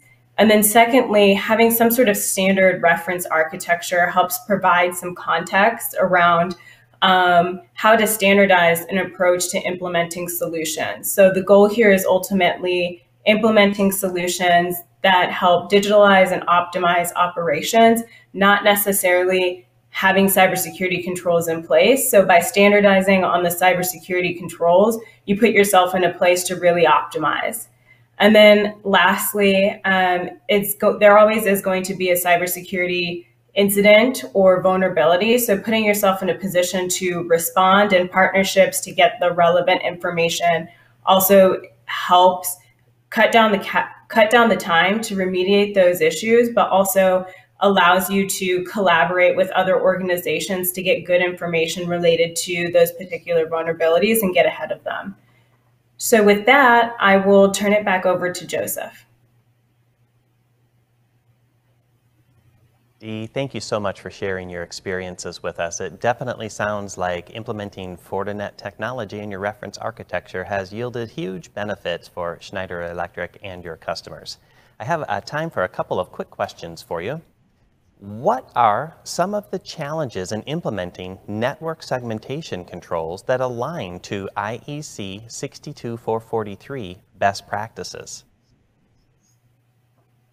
Yeah, I think that implementing network segmentation controls in a greenfield project is a lot easier than going back and remediating on an implementation that's already occurred. So I'd say some of the challenges are keeping that segmentation and good practices and the controls in place over the life cycle of assets. Yeah, that makes a lot of sense. Now, here's a question for you. Should IT be responsible to implement and manage all firewalls, including those that are OT firewalls? So I think the response to this question is it depends. So it depends on how the organization is set up. If there is a independent IT and OT team, I think it's a matter of how the two teams collaborate. One of the things that we saw in the poll today is that the IT and OT teams are working together. The majority of them are. I think it was 70% plus. And so I think that within the bounds of that model, it just depends on who's the right contact to manage it, and that there's communication between the IT and OT teams. But I don't think that the IT network and the OT network should be managed or should be thought of as not having impact on each other. Yeah, and I think that's the message we've been hearing consistently today around this topic is there's got to be communication regardless of who is doing the actual management. So great answer. So tell me, what is unique about Schneider Electric's reference architecture, which includes the Fortinet firewall? Yeah, so essentially the architecture is really similar to the Purdue model, but what we did was based off of our customers' examples, we tried to take, what was the most standardized approach to implementing these security controls, and how does that look like in a general architecture for Schneider products. And so one thing that we learned is that the management and the functionality of the Fortinet firewalls aligned to our goals. So it made sense to implement them and recommend them when implementing the network segmentation controls that we think are best practices. And so it's worked really well for us over the past couple of years. That's fantastic to hear, Dee. Thank you so much for joining us today and taking time out of your busy schedule to be here. We certainly appreciate it. Thank you. Now, before we go to our next speaker, I want to give all of you a quick update on where our total dollars raised currently stands on your social media posts using the hashtag FortinetOT Looks like we are currently approaching $100 donated for women in cybersecurity. Now, I know we can do much better than that. You can use that hashtag FortinetOT on any social media channel. It doesn't cost you anything, and Fortinet donates $2 every time you use it. Please continue to post across all social media platforms using the hashtag FortinetOT. Now, I'm going to be joined by one of the Fortinet team, Carlos Sanchez. Carlos is Director of Operational Technology for Central USA here at Fortinet. He brings over 30 years of global experience helping organizations across manufacturing, oil and gas, energy, and public sector improve their critical infrastructure security posture. He's an expert when it comes to helping customers tackle complex business problems with the practical application of technology. Carlos is going to be sharing with us how an integrated security platform from Fortinet based on a defense in-depth approach can help manufacturing organizations overcome their security challenges without introducing operational complexities. Thank you for joining us, Carlos. Thank you, Joseph.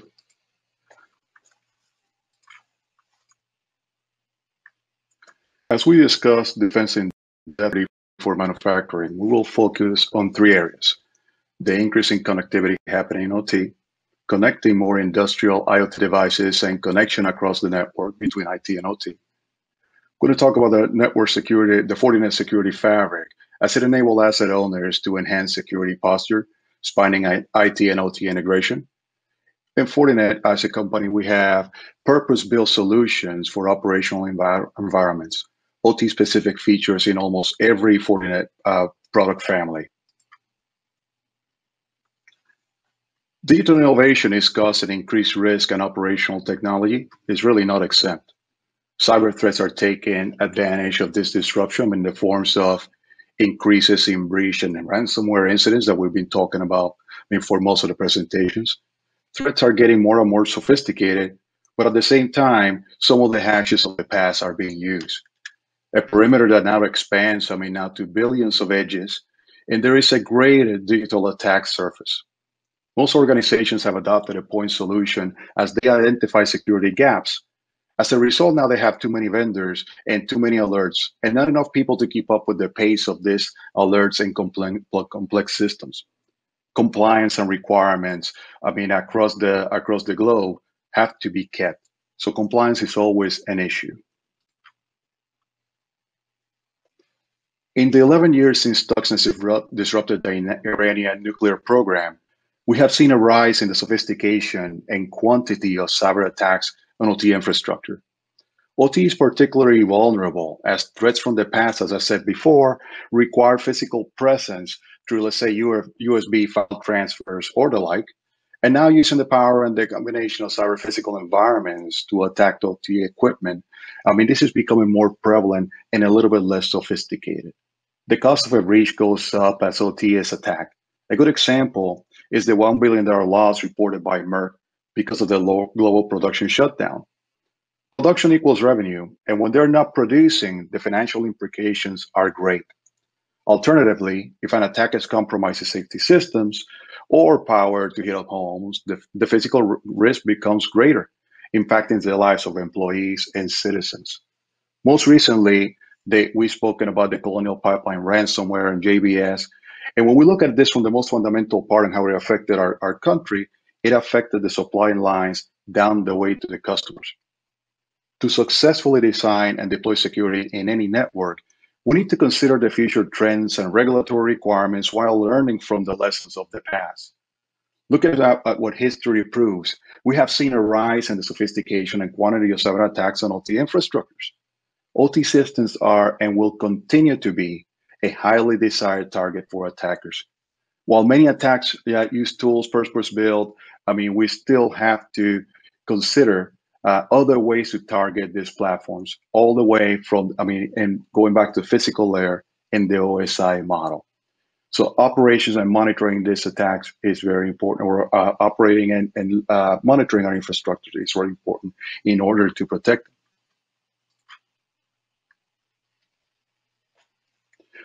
As interconnectivity and the unique data collection, storage, and transmission increases, so too does the attack surface and the risk to cybersecurity in OT environments. With increased Industry 4.0 adoption and a growing number of organizations being targeted each day for each theft, damage, or disruption, the importance of a good cybersecurity posture cannot be ignored.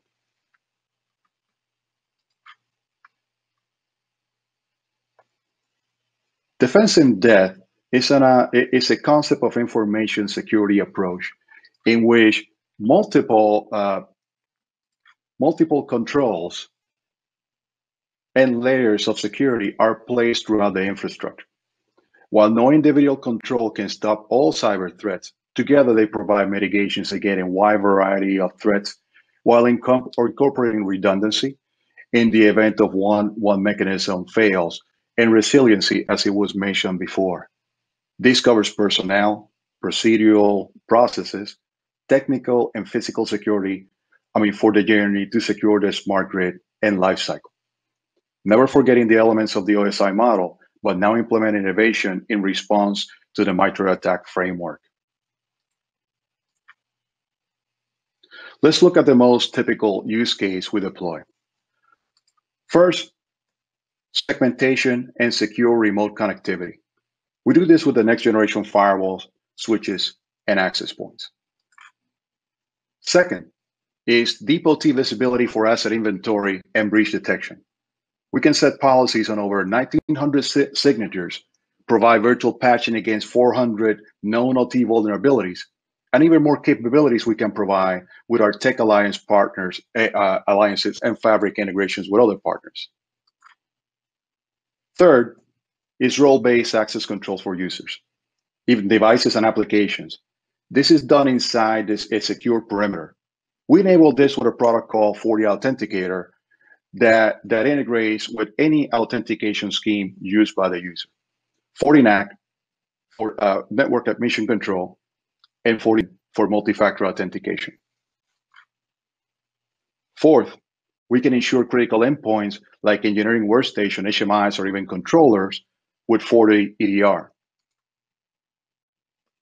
Then OT SOC environments and sometimes enterprise SOC environments with both IT and OT can be enabled with solutions such as FortiSIEM and FortiSOAR, both vendor agnostic and able to correlate more logs and events for more than one source.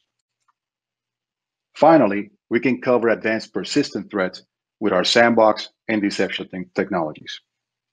The key is that OT, just like IT, is network. There are specifics like industrial protocols, sometimes, special environmental conditions that require ruggedized hardware. But at the end, it is defending that, adding layers of security to secure the critical perimeter, and I have an understanding of protocols in their most fundamental unit. A defense-in-depth approach typically requires multiple point solutions that don't integrate well with one another. We mentioned that in a couple of slides ago. Multiple vendors bring management complexity, which challenges and operational teams by requiring training on multiple systems, tracking different vendors, patching schedules, and require understanding of multiple user interfaces, and with different mechanisms of licensing and deployment at the end of the day. The Fortinet Security Fabric uniquely solves a multitude of security and network use cases, spanning across IT and OT. These environments with common interfaces that offer a simplified user experience. As you can see here, the Fortinet Security Fabric is powered by FortiOS, the one in the middle of it all. Fortinet is proud to announce the release of FortiOS 7.0, a major new release in the most broadly deployed security operating system in the world. With over 300 new features and updates, FortiOS 7.0 further extends the security fabric to provide consistent security for all network edges, including the endpoint, the network, the cloud, and now OT. But more importantly, this release is a continuation of our commitment to delivering expansive and integrated cybersecurity platform designed to protect all networks, endpoints, all the way to the cloud. It empowers the expansive security fabric by providing common framework for all critical solutions and applications, regardless of where they are located or where they have been deployed. Because our organizations can consolidate the security into a single integrated platform, the Fortinet Security Fabric expands the visibility and control, ensures consistent deployment and enforcement of security policies, and enables a centralized management platform across the entire distributed network, all without compromising performance or protection. The limits of scalability are gone. Those limits put the brakes on innovation.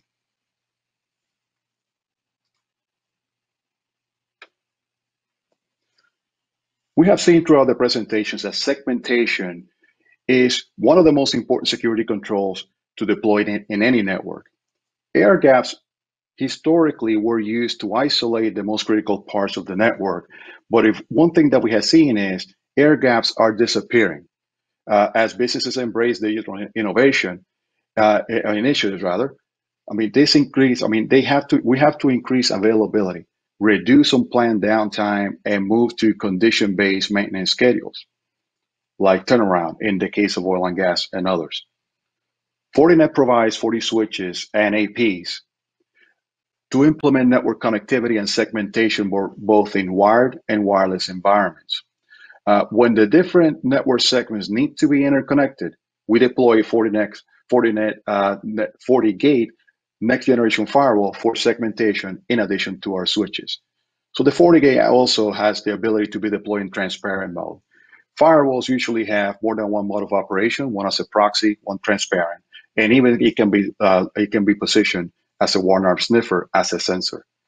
You say when it's transparent in transparent mode, it behaves like a switch, segmenting networks at OSI layer 2. This is important when customers need to deploy segmentation on existing networks but are unable to change IP addressing. FortiGate also provides dedicated failover bypass ports in some models. FortiSwitches and IPs can be managed by FortiGate. Our next generation firewall provides a single pane of glass management for the segmentation requirements of OT environments. Integration with FortiNAC and other NAC vendors is also possible, to implement dynamic network access control and segmentation. Multiple form factors exist in the FortiGate. Ruggedized in the traditional Fortinet FortiGate firewall. It also can be deployed in virtual form on cloud, on in private cloud. Also, DIN rail mountable devices that are DC power. Those versions exist and they're mostly common use in harsh environments. When deployed in air-gapped environments, or when in large quantities of these devices are deployed, FortiManager is our management platform that can manage over 10,000 network elements. FortiGate Rugged 60F product is the only ruggedized firewall in the market with SD-WAN. It is also powered by SOC 4.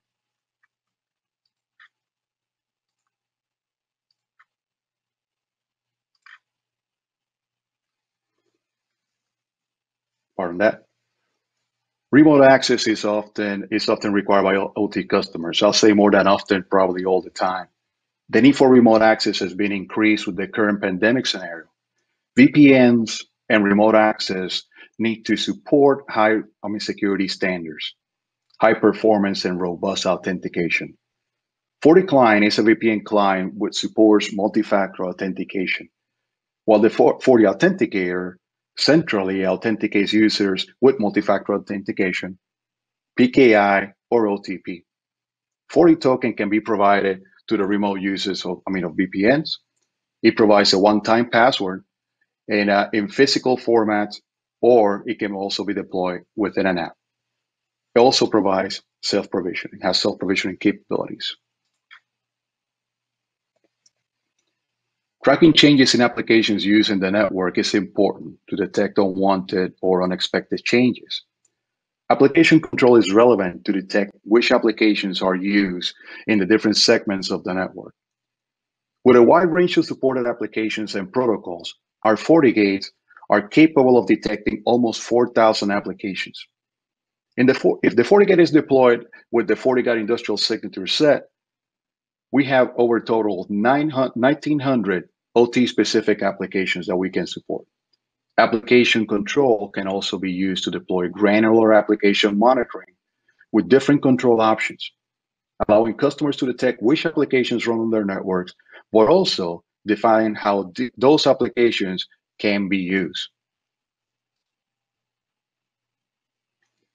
All these endpoints need to be protected, both in IT and OT environments.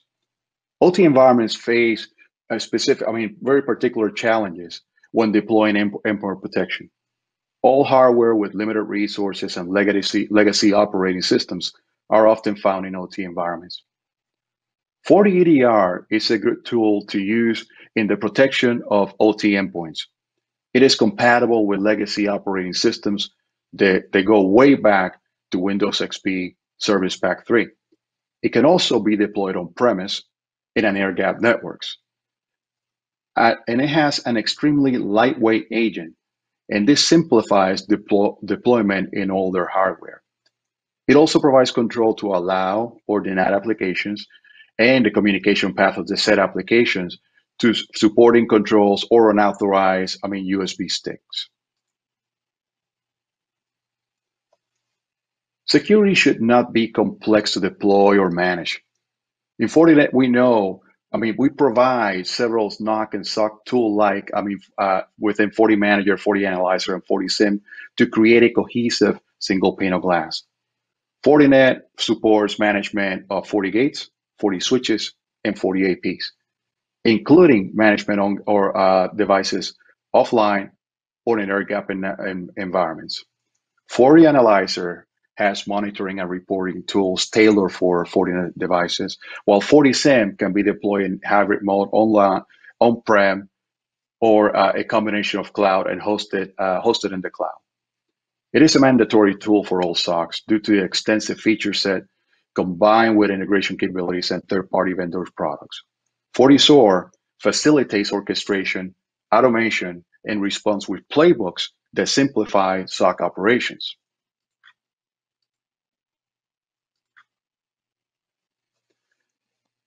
The combination of specialized ruggedized hardware, specialized threat information, dedicated OT professionals, and an agile, ever-evolving ecosystem puts Fortinet at the forefront of OT security.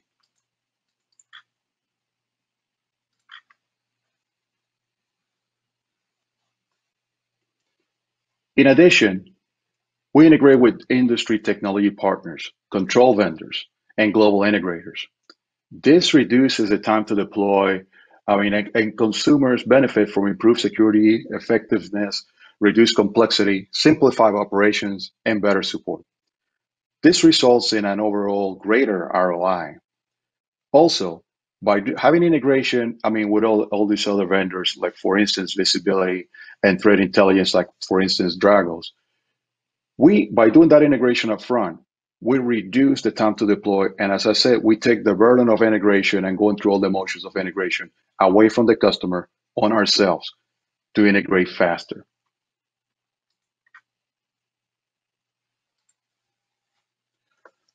Some customer success stories. For instance, we had a beverage and manufacturing client, 300 breweries globally, 6 Azure locations. And as I said, our FortiGates, they are a combination of VMs and also physical devices. The problem was that they failed an internal audit. And when they failed the internal audit because they were not properly segmenting IT from OT. They didn't have any visibility, any protocol visibility of traffic between IT and OT because of their lack of next generation devices. Their needs were to protect this and create segmentations as per the Purdue model. Now the company is moving towards IT-OT integration with the proper controls in between IT, OT, and the lower levels of the Purdue model, where they interact with the measuring devices, PLCs, RTUs, and such. They define, a pair of FortiGates, in each location globally, 300 locations, VMs, and 240 managers for redundancy.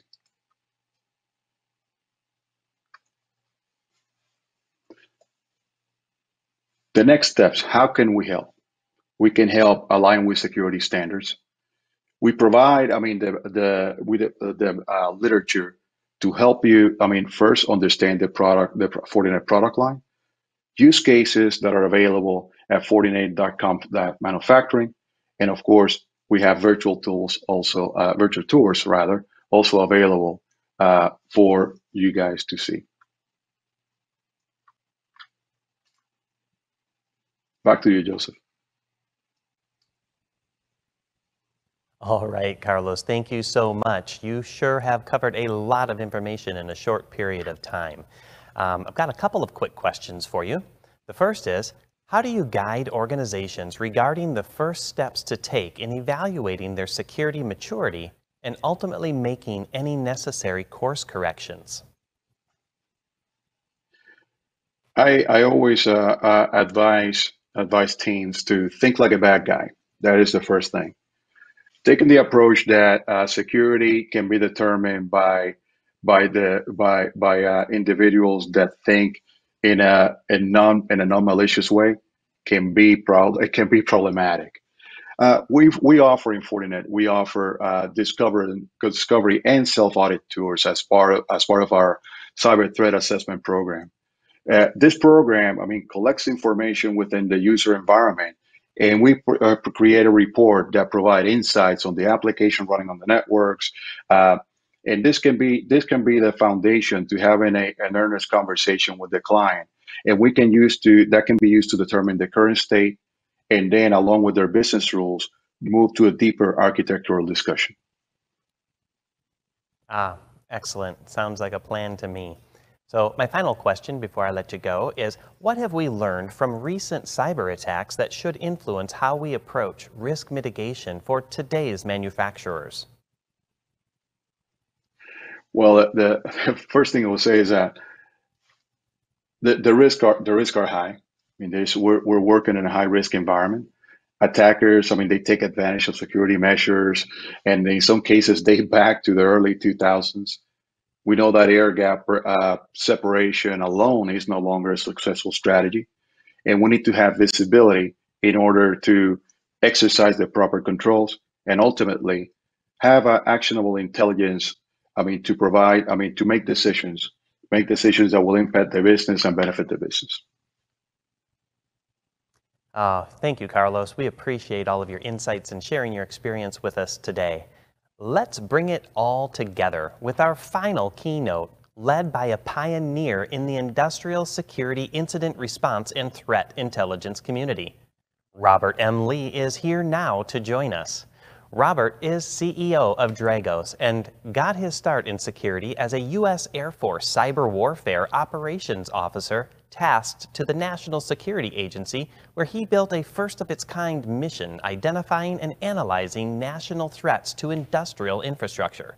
Robert will synthesize on critical cybersecurity manufacturing insights from the Dragos intelligence team, a dedicated group of OT analysts, and insights from their technology customers.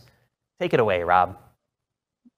Yeah, thanks for having me, and thanks everyone for sticking around and hearing me out at the end of this. I know everyone's extraordinarily busy these days, but it's always good to take time out and see what others are seeing. So my presentation is really focused on talking about the manufacturing sector, both as a target and a vector. Obviously, many of us experience this daily of actually having threats, target operations, and what impact that can achieve. But also, we have a duty to our customers, often as suppliers. And what does that mean when we are a part of that supply chain? And how does that relate to our end users? So there's been a lot of discussions throughout today, and I'll try to synthesize as much as I can that I've heard before. There's been a lot of discussions on what the threats were, and yes, the industry's changing, and just like everybody else, I've got slides like those, but I want to take a different flavor on it. Actually, as we all know that we're more digital, more connected than ever before, I want to highlight some of the good things about that, and then highlight some of the things that maybe we don't fully appreciate as a community sometimes. So some of the good things. As we in security sometimes look at the changing nature of our plants and our manufacturing sites, I think it's very fair to sit back and ask, why are we taking advantage of that cloud connectivity, or why are we doing this next thing, or what is the purpose of doing that in a digital way? And the reality is a lot of our operations environments are changing in ways that are not only beneficial to the business, but beneficial to operations and safety. A lot of the changes that have taken place are good changes for our industry. That doesn't mean we need to accept all of them wholesale, but security definitely can't stand in the way of the business. We must look at where our industry is going and our community is going and take those benefits while having the right compensating controls for the level of risk appetite that we have as organizations. What I want to highlight of kind of the connectivity path and some of the bullets here, though, is that we've had largely connected environments for a lot longer than people realize. I heard the word air gap in some of the previous presentations, and I would argue that for most organizations, you never had one, and I definitely don't see them anywhere today. Maybe in some nuclear environments, But most organizations I walk into or work with, normally they will say, hey, we are air gapped or we're highly segmented. And when you look at it, it might just be a VLAN segmentation, or it might be a firewall that ultimately has routes open to OEMs and integrators and service providers and others. So it's extremely common to find that our networks and our industrial operations have been connected up in ways well beyond our understanding for a long, long time. Now, that's okay as we start digging into it. And that wasn't always necessarily a bad thing. But as, of course, our industry is changing and our threats are becoming more aware about what we do and the value in targeting us, we just need to be aware of that change and what we need to do about it. Now, the scary sounding bullet down there on the bottom of threat groups are rising 3 times faster than declining. This is actually just an understanding from our team on kind of trying to measure the growth of the threat landscape, because every year, it seems, as long as I've been going to presentations like this one, some speaker gets on stage and says, oh, the threats are really bad. They're getting worse. And I can't imagine a year that you could stand up and not say that. And so instead of just repeating the cliche, our team was trying to understand, what does that really mean? Or what is good growth or what is bad growth? And sort of how we thought about that is, number one, realizing that if you'd go back even 7, 8, 9 years, we didn't have a ton of visibility into industrial specific threats. There was a onesie and a twosie, and there was an attack that you obviously saw if the power goes out or systems get compromised in a major way. But a lot of these breaches and compromises and intellectual property theft and similar, definitely flying below the radar. So there's a common theme that as we look more in the industry, we find more. And to me, that's a hallmark of maturity of our community. It's not, oh my gosh, look at the rise, we're all, on the direction of doom here. It's actually that as our manufacturers and industrial companies are starting to take a deeper look into their OT networks, take a deeper look looking for things, we're finding things that have been there for quite some time. That's in many ways actually good.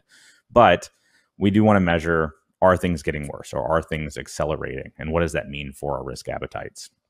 And so that metric really is one where we looked at all the groups that we track that explicitly target industrial companies. So not just malware at a manufacturer, malware at an energy company, but there's a focus or a targeting of that group against those industries.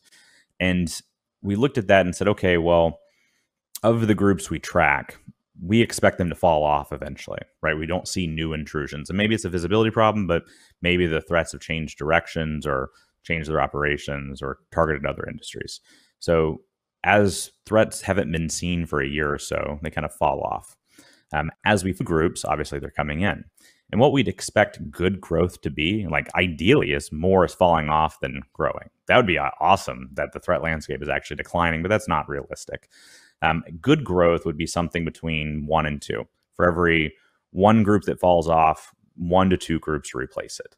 That would be manageable. It's not ideal, but it's manageable at that rate. What we've found across our years of doing this is that essentially it's a 3x growth. For every one group that we're no longer tracking or no longer see, 3 groups end up replacing it. Now, that's not saying that all groups are made equal and we should all be freaking out. I'm not a big fan of the hype at all that gets thrown to threats. But we do need to be cognizant of the fact that there are more and more and more groups out there that are explicitly trying to target industrial sites. And some of those are able to achieve disruptive and destructive effects.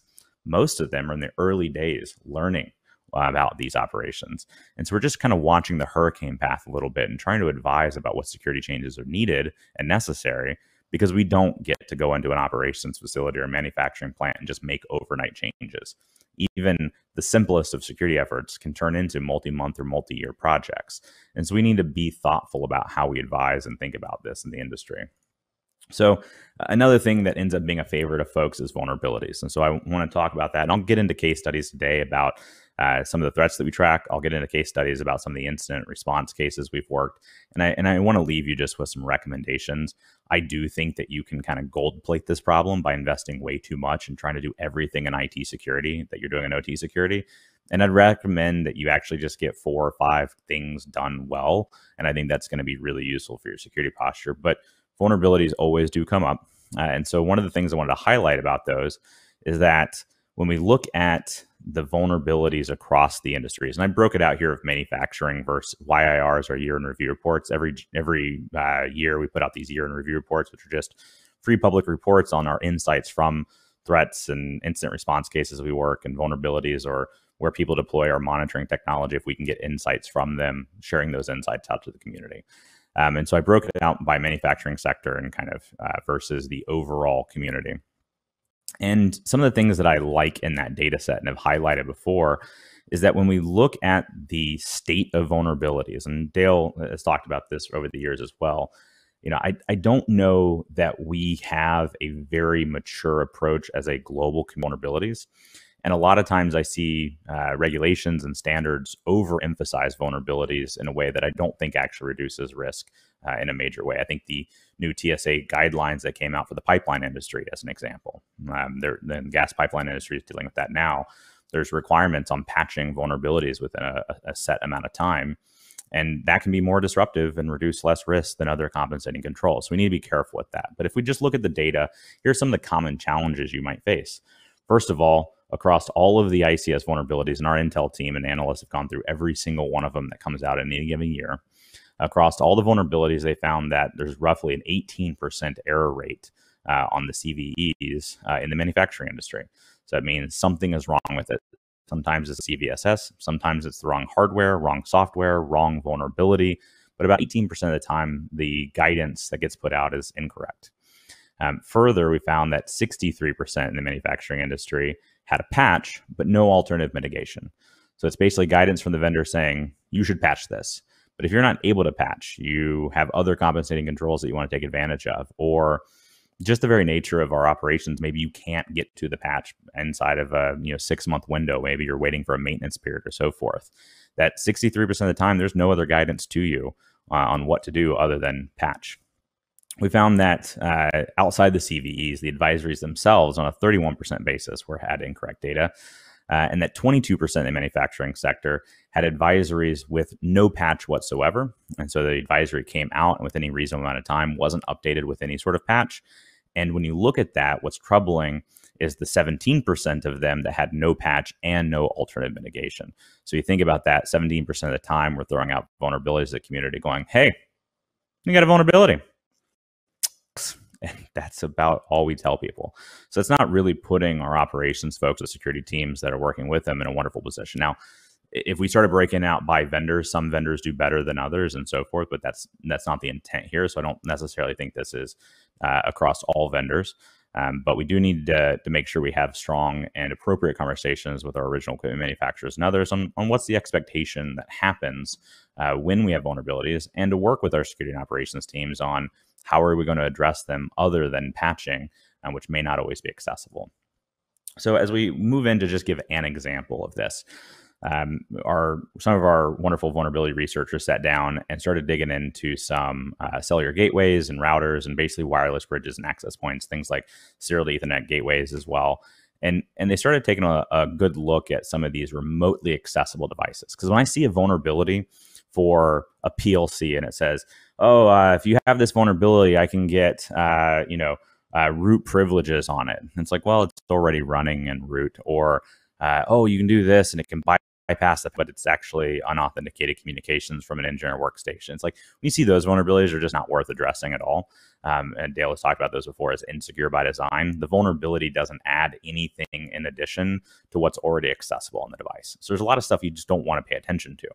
But new capability, new impact, or especially on devices that are bridging access into your environment, like those historians and edge devices or wireless access routers and cellular gateways, those can be very problematic because they give a unique opportunity to adversaries to get into your environments. So we took some deep look at a couple of these, found a bunch of vulnerabilities, usually, and I don't mean this to put any vendor down because vulnerability management is hard, I get that. But usually when we take a look at a product, it's not about finding a vulnerability. It's about determining where to stop finding vulnerabilities, because you'll find 20 or 30 at a time. And it's like, okay, let's not flood people with vulnerabilities. That's not being helpful. Let's target tier the ones that matter. On this one as an example, I know I've got some graphics here, but I'm going to be specific about one vendor. But in this example, I ended up finding a number of different vulnerabilities that allowed access to the device, more importantly, bypass some of the security controls that have been baked into the product. And in many ways was a challenge for people as we looked at being able to change out firmware and software, but mainly firmware to the device. Giving an adversary unauthenticated access to remotely exploit and remotely update firmware of devices, especially those remote devices, that's a bad day. That's what we want to see. You're not going to cause some cascading failure. People aren't going to die over it, but that is explicitly the type of vulnerability that is interesting to an adversary.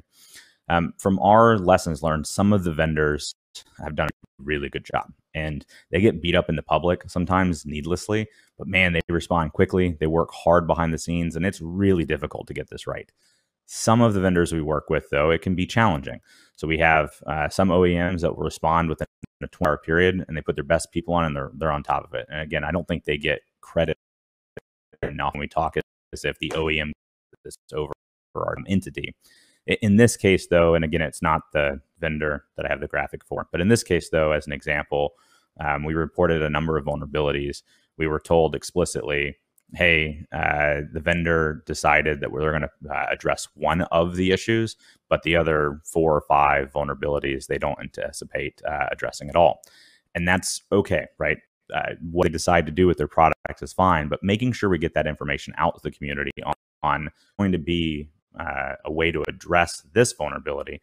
But for whatever reasons, and sometimes there can be very legitimate reasons, here's vulnerabilities and issues that are not going to get addressed, and making sure asset owners and operators have those insights so that they can then take compensating controls. That's what we want to see. And that's what we want of is just an informed consent, an ability to have a discussion transparently so people can understand what matters and what doesn't.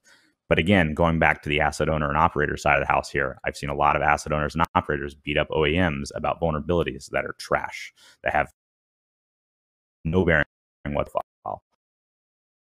And making sure that the conversations that are getting to our equipment manufacturers are prioritized correctly, and not just the expectation of you must fix everything that's ever been reported to you by some stunt hacker, just in the same way that I don't want to walk into your facility and say, how come you didn't update your field relay that allowed people to FTP in it instead of telnetting into it? You know, you're going to have measures yourself, and we need to have realistic expectations on the back end.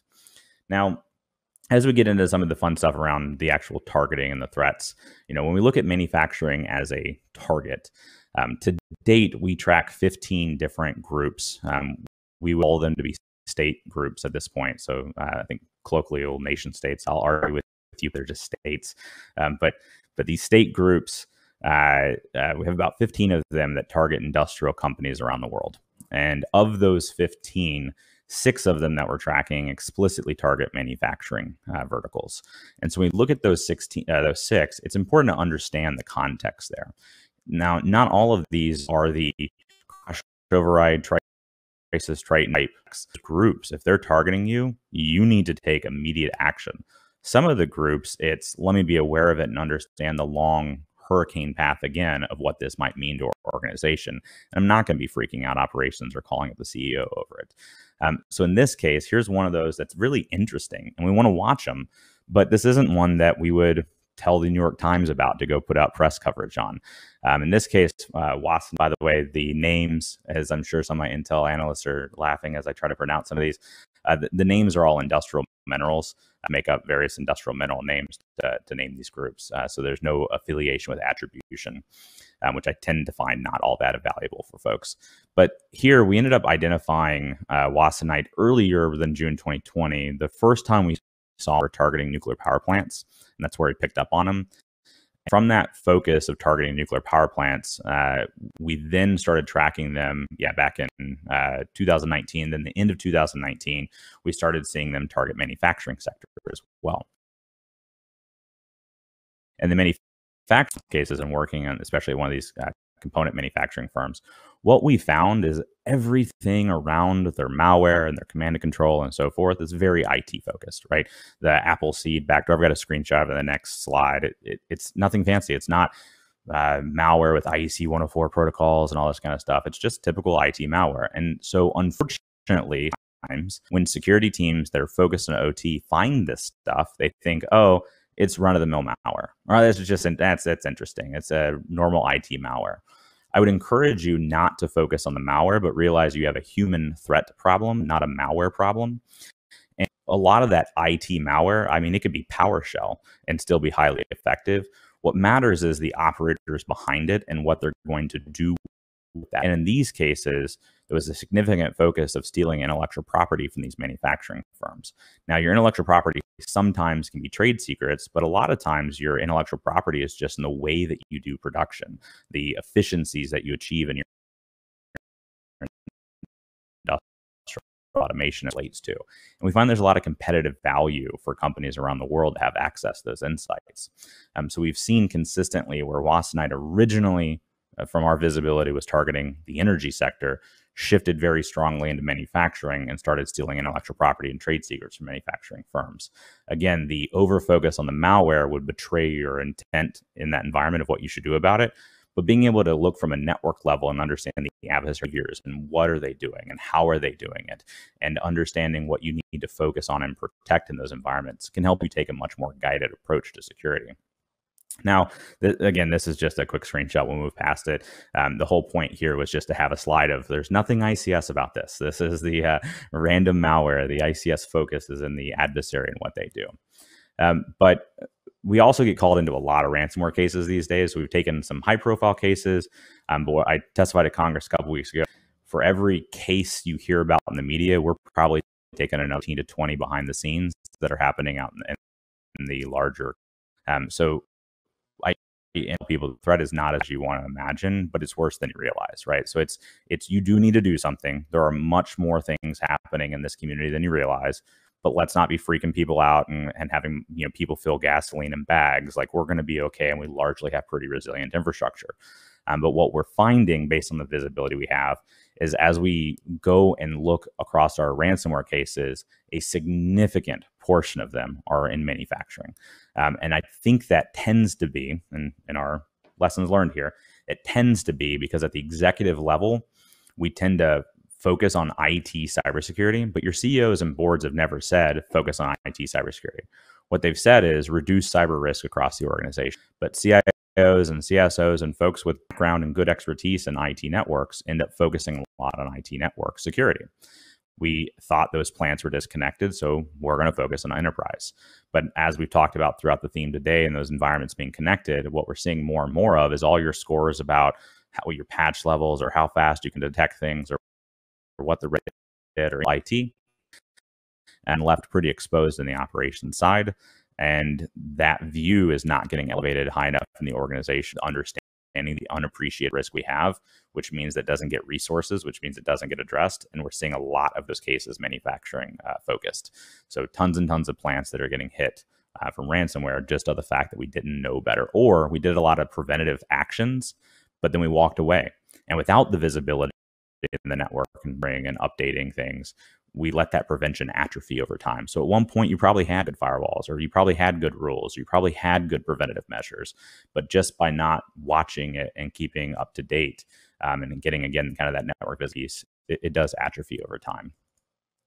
When we looked at about ransomware attacks and kind of the families, everyone's always asking us like who's more active and like how to rank them. And so we did a quick, I think it's useful data. But what I do want to highlight is if you try to play whack-a-mole with every ransomware group and every ransomware family of malware, you're going to play that game forever. So that is this indicator. Let me, rule versus lockbit and all that. And look, those are forensically valuable. I think it's not useful to have indicators. They're very useful in an investigation for forensics. But across all the different families of ransomware we track, there's maybe 6 TTPs that actually matter. So actually getting to the tactics and techniques of the adversary, or those threat behaviors, if you will, can go into a place where most doing some form of lateral movement, most doing a pretty common approach to how they do command and control. Most of them are doing pretty common approaches to how they do encryption of the devices. So you can get to a smaller set of TTPs, and that can get you a defensible and scalable detection strategy versus being aware of every single anomaly or every single indicator that ever happens in your environment. And then, as we start winding down here, the thing I want to highlight about JBS, and I don't, feel a little bit awkward about making them a case study, but not trying to talk about the ransomware event. But what we wanted to highlight is when our intel found out that they were compromised and started taking a look at network data from outside their company. One of our intel analysts discovered that dating back to March, so a good 2 months before the ransomware attack, they could start to identify the adversary exfiltrating out of those. And so just by having not only better network visibility, but also understanding what's going on IT and OT, you can get a pretty good view of some of these actors and how they've compromised these organizations for weeks or months before ransomware strikes.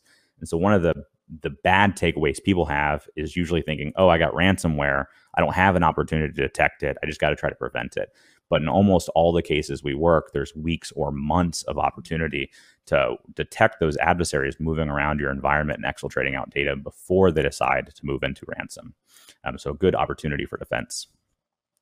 And so then as we look at it as a vector and just kind of finish this up here, I want to highlight a couple quick things. Number one is we all do have some level of interconnections to OEMs and integrators and service providers and similar, and you just need to be aware of that. I think there's a bias in the community that if we just monitor everything in the enterprise, we'll be okay. But the reality is your plants and sites are connected up well beyond the enterprise directly to other companies. This came to bear pretty heavily in SolarWinds. A lot of the cases that were getting publicized around the community was around IT compromises with SolarWinds.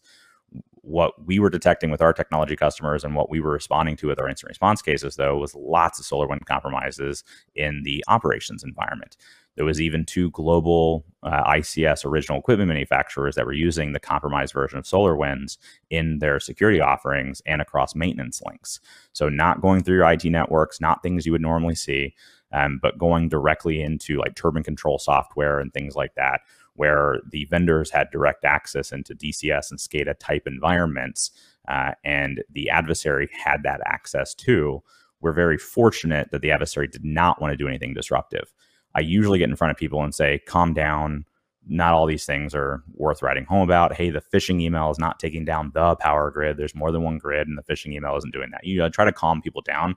On SolarWinds, I think we underreacted, and we got extremely fortunate that a strategic adversary did not want to do something disruptive, because they would have been able to do something disruptive across major portions of our infrastructure if they had so desired. So when you see policymakers these days freaking out, and we talk about regulations and standards and similar, the behind the scenes is the president and others were getting briefed about the OT side of SolarWinds. And when you're actually briefing the president of the United States about OT anything, that's a pretty big escalation. So there's a reason folks are freaking out these days. Not saying that the actions are appropriate, but there's a reason the concerns are there.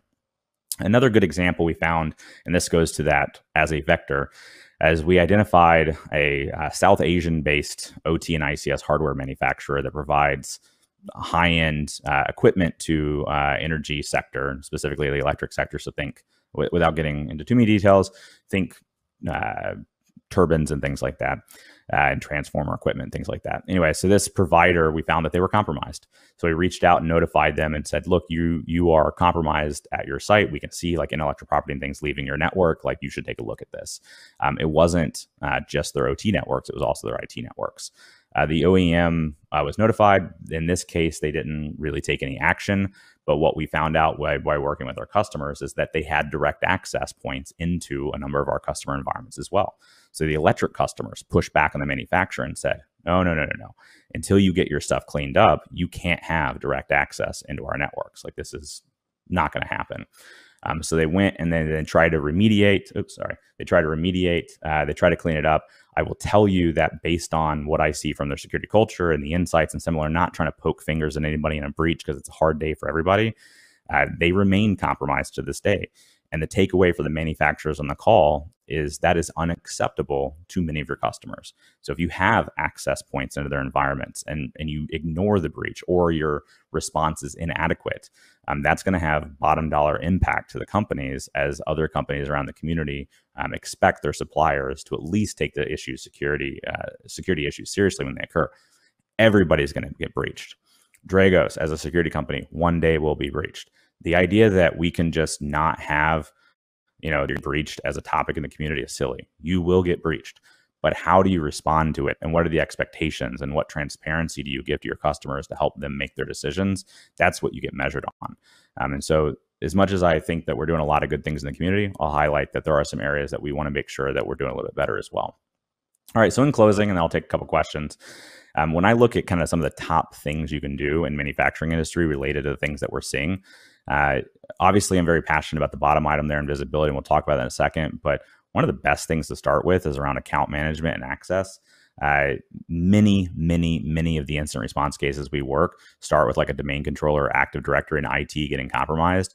And then the adversaries just follow that thing like a highway of death into the manufacturing plants. And what is one small problem then becomes a problem across dozens or more sites. So separating those things out to the best of your ability, if resources allow, is important.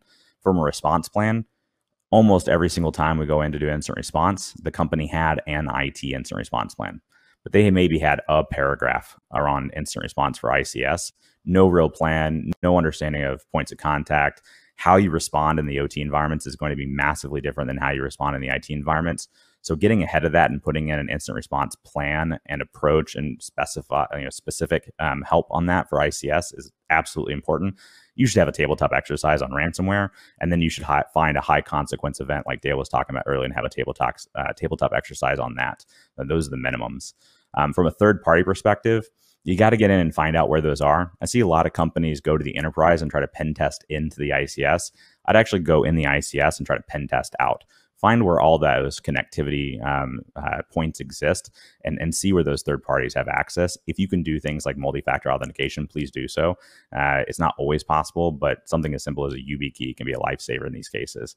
And then lastly, of course, visibility. Obviously, we're a technology company that does visibility, but we do that because that's what we're pretty passionate about and have seen it been extremely important, not only for security purposes of being able to detect what's going on, but realize the state of industrial automation today is so complex that even if you're just going to get root cause analysis non-cyber events, that network level visibility and what commands are being issued to controllers and similar is going to be extremely helpful. And we've done many cases where that's been the deciding factor on getting root cause analysis and restoring mean time to recovery goals.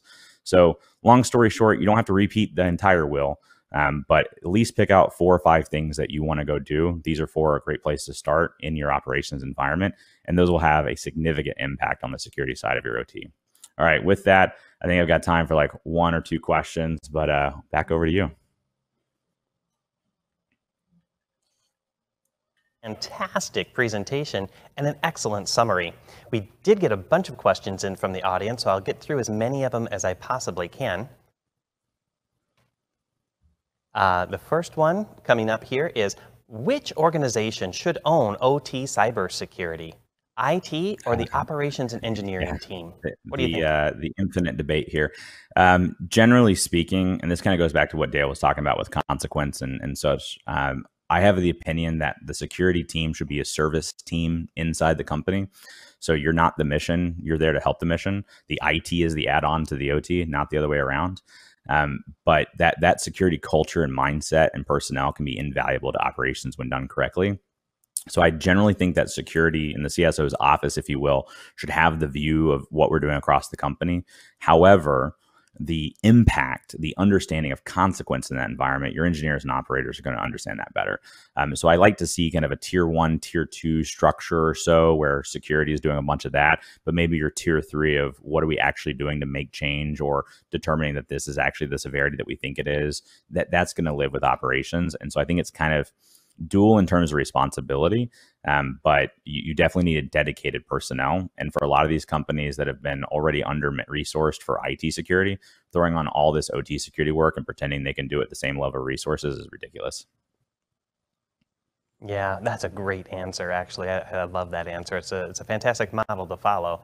Let me see here. I've got another question. What is your view on the talent shortage in this field? Is it truly a pipeline issue, gatekeeping, funding, or is it a mixture? Yeah, it's definitely a mixture. Every company and government I hear talk about the talent shortage. But like I also teach over at the SANS Institute and have my ICS and the Intel class over there as well. And there's no lack of people that want to get started. But when they go and look at like job descriptions and similar, the job descriptions are written with like, oh, you're an entry level position and I expect you to have a CSSP and 5 years of expertise in technology that's been around for 2 years. It's like, it's completely mismatched. Like there's legitimate HR and job description issues that are keeping people out of the industry that want to be in the industry. And then some folks just aren't paying market rates. And so they're not going to get the talent. Like and I fully understand it, don't get me wrong, but you can't ask for a principal level incident responder or malware researcher and ask them to go make 50K at a utility. Like, it's not going to happen. A lot of those positions, I mean, the ones I just mentioned, it's not uncommon to find 130, 140, 156, K kind of offerings for them. So there's the supply and demand is off for sure, but companies need to kind of come up to a level of what they're doing. They need to fix some of the HR practices, and we need to start going down into high schools and similar, making a lot of the security work more accessible to folks. And if you do those things together, you'll make a big change. One of the pitches I have at the government is I wish CISA and others would focus a little less on let's go provide free services and similar to the community, and much more on let's be the .edu to the community. I'd love for people to come in, get trained for 2-3 years at a government organization, and then leave and go into the private sector and let that be that amazing feeder school. Wow, that is a great answer. I think that's the best answer I've heard to that. And I'm glad you mentioned the HR misalignment there and the pay misalignment problem too, because I've witnessed that same thing myself. Now, you have suggested some follow-up actions manufacturing companies can take, but what should there be their number one priority today? Yeah, look, there's a lot of things, and the right answer is probably culture. But I will tell you politically, if you do not have an incident response plan in place where you've done a tabletop exercise at a board level on ransomware across your manufacturing facilities, you're going to get drug in front of Congress and destroyed. And so there's a lot of right things to do, but until you actually put that plan in place and hurry up on it, you are in a deficit as a member of the community. Then you need to look at the other things we talked about, like visibility and similar. And my problem for folks is I understand some of these things can take time, but the larger community's view and your customers' views and others has been that you've been doing all this work all along. And so the fact that you may not have been for plenty of valid reasons or misunderstanding the problem or whatever, or the changing industry is okay, but there's still that expectation that you've been doing this. So whatever it takes to close that gap as quickly as possible without burning your team out and similar is just incredibly important. I promise to these organizations, you get out in front of people and go, yeah, we have no visibility in our networks and we have no ability to have access control, and we don't have any incident response plans. I don't care when you figured out there was a problem. That is an unacceptable answer to the larger global community. Oh, yeah. Thank you so much for that answer. That's a really, really good answer. Real quick, what do you think is the best approach for companies to cost justify more OT cybersecurity protections versus dealing with a problem when it arises? Yeah, so it does need to be consequence and risk and all these things to be factored in. And I agree with these topics when I hear them. However, I think the security budget ends up getting sliced and diced a lot more at a security level than it does an executive level. When I go in to talk to boards and CEOs and similar, and they look at the cost of securing their plans or the cost of what they need to do, it's a rounding error for most of them. It's usually inside the security organizations. We're used to, hey, I have this level of budget. I'm asking for a 10% increase. I better really articulate it. When in reality, you've got a whole new problem set that hasn't been solved before, and you need to get alignment on what the problem is before you start talking budget. And we need to have a board level discussion about what is the risk appetite of the organization, what are the scenarios we care about, not how many scans you saw on your firewall, but what are the types of things we want to be prepared for at a board level. Then you come up with the cost package to go, this is what right looks like. And it's almost binary at that point. Do you want to be covered against these types of scenarios? Yes or no? If not, if we don't have the budget for it, then what scenarios do we want to be covered for? A great example across manufacturing is you've got some high critical assets. Think about it. The ABC is your organization, high, moderate, lows, right? You've got those A-class sites that if they go down or they have impact or whatever else, it's real business risk. Well, I'm going to be putting in my 5 scenarios worth of security package on that, binary kind of choice. But maybe I've got those C-class sites that if they go down, I can recover in a week or two, and it's not that big of a deal. Well, heck, maybe I've got a firewall and an incident response plan for some of those. So just having an informed discussion of what does the right security package look like for the type of site and risk appetite, and don't treat it like your IT organizations. I see all these Gantt charts from big four consulting firms that are like, here's the view over the next 7 years of what we're going to do across 35 controls or whatever. And you're treating your operations like IT. That's inappropriate. You've got one IT network, roughly speaking. You've probably got like 200 something OT networks. Don't try to go do them all as if they're one monolithic thing. I don't want to hear as the CEO that you knew what right looked like and decided not to do it until year 4 of the program, when you could have said, hey, for our top 30% of our critical assets, we're going to go do what right looks like in year 1 at those. Then we'll look at what makes sense for our other sites after. So you need to just think about it a little bit differently. Oh, excellent. I hope you're taking notes, because that answer right there is gold. Thank you, Rob, so much for your time today. We appreciate you being here and sharing your insights and wisdom with us at the Fortinet Operational Technology Symposium. Thanks for having me. We have packed an awful lot into our agenda today. To bring it all together, let me ask Fortinet's CISO for Operational Technology, Rick Peters, to join me for a chat as we close our best practices journey with top takeaways to strengthen your OT and IT cybersecurity posture. Rick, thanks for joining us. Joseph, it's great to see you. And, wow, what a powerful 3 hours packed with plenty of punch. And, you just talked about taking lots of notes. I'll confess, I have multiple pages of great insights, because the opportunity in a session like this, of course, is to learn from the best, to learn from the subject matter experts. We started out, I'm just going to pick 3. We started out at the top of the session today, and Dale really captured my attention with this notion of the consequence of accepting risk. And then building on that theme, right, to understand that there are lots of things that influence an event based on different perspectives. We're seeing that, right? From vendors to government till we get legal. There's just a whole lot taking your attention, but then turning, and I loved his notion, I believe in this fervently, assume that your network is compromised under that auspice of working in that space, and realizing the failure to act as a career limiting decision. That just echoed with me, because we have to trust the smartest people in the room, and those are going to be the engineers that can help you quantify and translate the consequence into what needs to be measured. Love that one. So that was my first area. Second one, very interesting in this notion of solution agility. Richard Kerslake talked about the absolution and the demand for zero touch and speed to be able to keep up with the growth in the connectivity.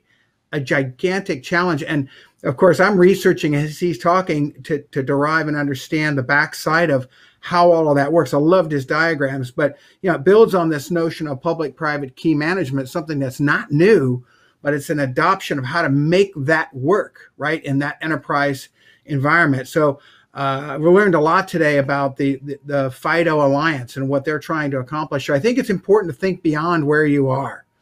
And then the third area that really exploded onto there was continuity in this notion of, obviously data is the commodity of interest today by the adversaries and by the companies themselves trying to do more efficient, effective business. Being able to pivot in manufacturing is very important, but we have to be able to understand the absolution of partnering together, working together. It's not a single logo that's going to accomplish that.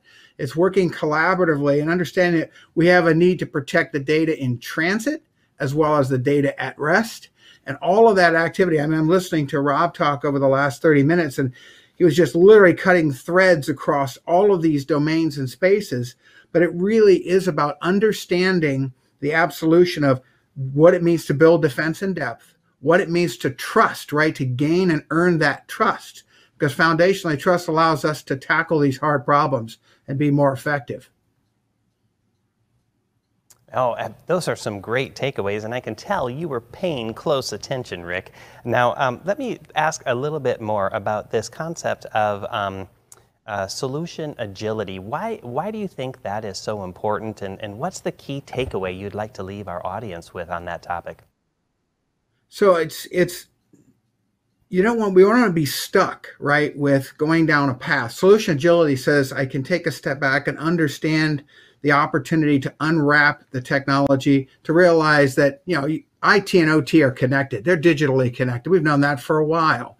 The belief that to think otherwise doesn't make any sense, because across all of the subsectors of OT, you see that today, manufacturing being a large example of that. So, solution agility or an ecosystem approach says, I can adopt some of what I've already made an investment in and figure out how to leverage the connectivity of that, because speed is very important. I'd say there's kind of three threads across there. Security as a transparent service, so you're not slowing down manufacturing, because we understand in that environment that safety and sustained productivity is everything. We know already, as we discussed today, that scalability is absolutely key, because you have to be able to sustain the solution long term. We got a lot of legacy technology out there, so we have to protect that which has been in the field for 10, 20, even 30 years, as well as the green space technology that came out today. And then the last little thread, which really should come out, is the absolution and the commitment to speed. Being able to do a detection and analysis, and then making the right moves, not doing it all perfectly, because it's a commitment to being persistent. I think Rob said that towards the end, this notion of requiring persistence and being persistent, because you're otherwise going to fall into complacency. And if your complacency in that space, atrophy will happen. You will lose track of what it is that you're trying to do in your maturity journey.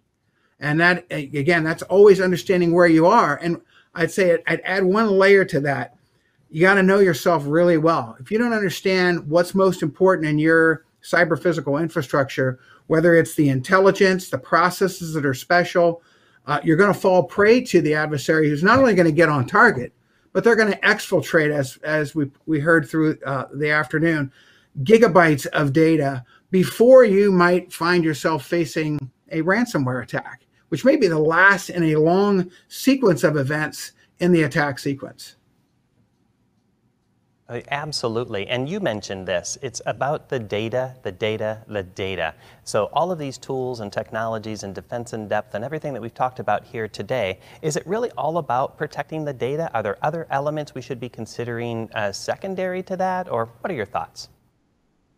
So, there are a number of ways to look at this space. I mean, obviously you've heard today about the importance of visibility and asset management. Earned trust is obviously an imperative, but you have to go beyond that. You have to think about ways to contain the adversary. If I'm going to give into the fact that I'm going to discover someone, a bad actor, or even human error, or some combination of those things that allows a masquerade to occur in my environment, I have to be proactive about containing that event, so that it doesn't become something that starts to move horizontally on me very quickly, because most manufacturing domains are broad, right? They're not contained into a single on-prem. They're very distributed, and technology continues to lend itself to doing that even on a greater scale. So again, that becomes a problem. But then the next tier below that says, hey, start to think inside out. I heard mentioned today, think like the bad guy. Well, that means you're going to start to institute processes and leverage threat intelligence, actionable intelligence, to put it into play in how you're doing behavioral analytics, understanding that if something looks conspicuous, it deserves immediate attention. And that means from detection to response plan, which I know Rob amplified on, that's absolute. You've got to have that as a part of your total play, or you're going to be falling behind quickly, and then you're going to lose your manufacturing environment very quickly. And of course, we know downtime escalates very quickly into very large losses. Absolutely. Now, I have to ask this question before we go to our poll question. And I could see you backstage nodding your head in vehement agreement when Rob was talking about working with the board and this staffing shortage, staffing crisis we have in cybersecurity. Do you want to share your thoughts there? It is an absolute area of my passion. When he mentioned the K-12 investment in growth, we have a shortfall today in North America alone that exceeds 4 million. That's a very large number. We're not going to get there by starting out with those who are already entering into the workforce. We have got to start out by literally working K-12 and developing programs that accelerate readiness to enter the workforce, even in high school, right? So that companies can leverage talent that's ready to make a difference and on board and be pursuing educational opportunities at the undergraduate and graduate level while they're already producing. We're heading in that direction. There are amazing programs out there right now to develop that talent, but we need so much more of it. So that excites me a lot. That was my advocacy and my wanting to really lean hard into that. Absolutely. I absolutely agree with you there too, Rick. All the right things you and Rob are saying on the topic. Let's go to our poll question. We asked the audience, how are you using threat intelligence to support your readiness given the increase in attacks? And I think we've got a slide coming up here. They were given multiple choice, and let's see. Oh yeah, 44%. So a majority in investigating the third-party services, while 33% saying attempting to handle with internal staff. Thoughts? Yeah, absolutely. In fact, I think what this reflects, right, is that we are very early in the maturity curve for understanding the value that threat intelligence can deliver, from understanding behaviorally what's going on from moment to moment, right? Building that integrity and understanding of what's happening in our OT environment, in our connected enterprise for that matter. I'm disappointed by the subscribe to a third-party service being as low as it is there. I think that's indicative, again, of some immaturity. I think naturally that the path's going to flow, and you're going to see that chart change over the next few months, quarters, as more will realize that there are tremendous returns on investment that can be gained by subscribing to a third-party service, by leveraging the talent that's already out there, because trying to hire it on and make it a part of your enterprise business, not cost effective, not going to get you there as fast as you need to be.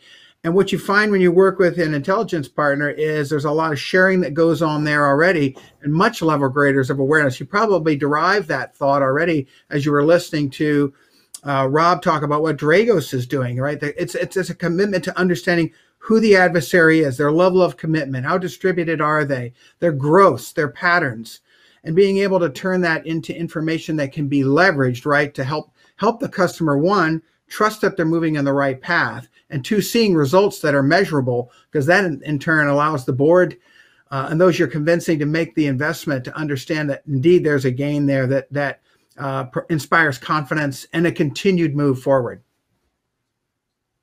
Absolutely. You're speaking their language at that point, and that's a very good thing. Rick, thank you so much for your analysis and summary, and a great summary of all the presentations here today. My pleasure. And I just want to take a minute to thank our thought leaders, Dale Peterson and Richard Kerslake, Dee Kamada, Carlos Sanchez, and of course, Rob Lee. Anytime you have an opportunity to gain 5 subject matter experts for 2.5, 3 hours, that is a rare moment. And I certainly embraced it today, and I hope our audience did as well. Absolutely. Well said, Rick. Thank you so much. We appreciate it. Now, before I wrap up, I want to thank our sponsors and media partners and all of you for joining the Fortinet Operational Technology Symposium 2021 for Manufacturing Day. I'm Joseph Wolfgram. It's been an honor to be your host. Enjoy the rest of your day.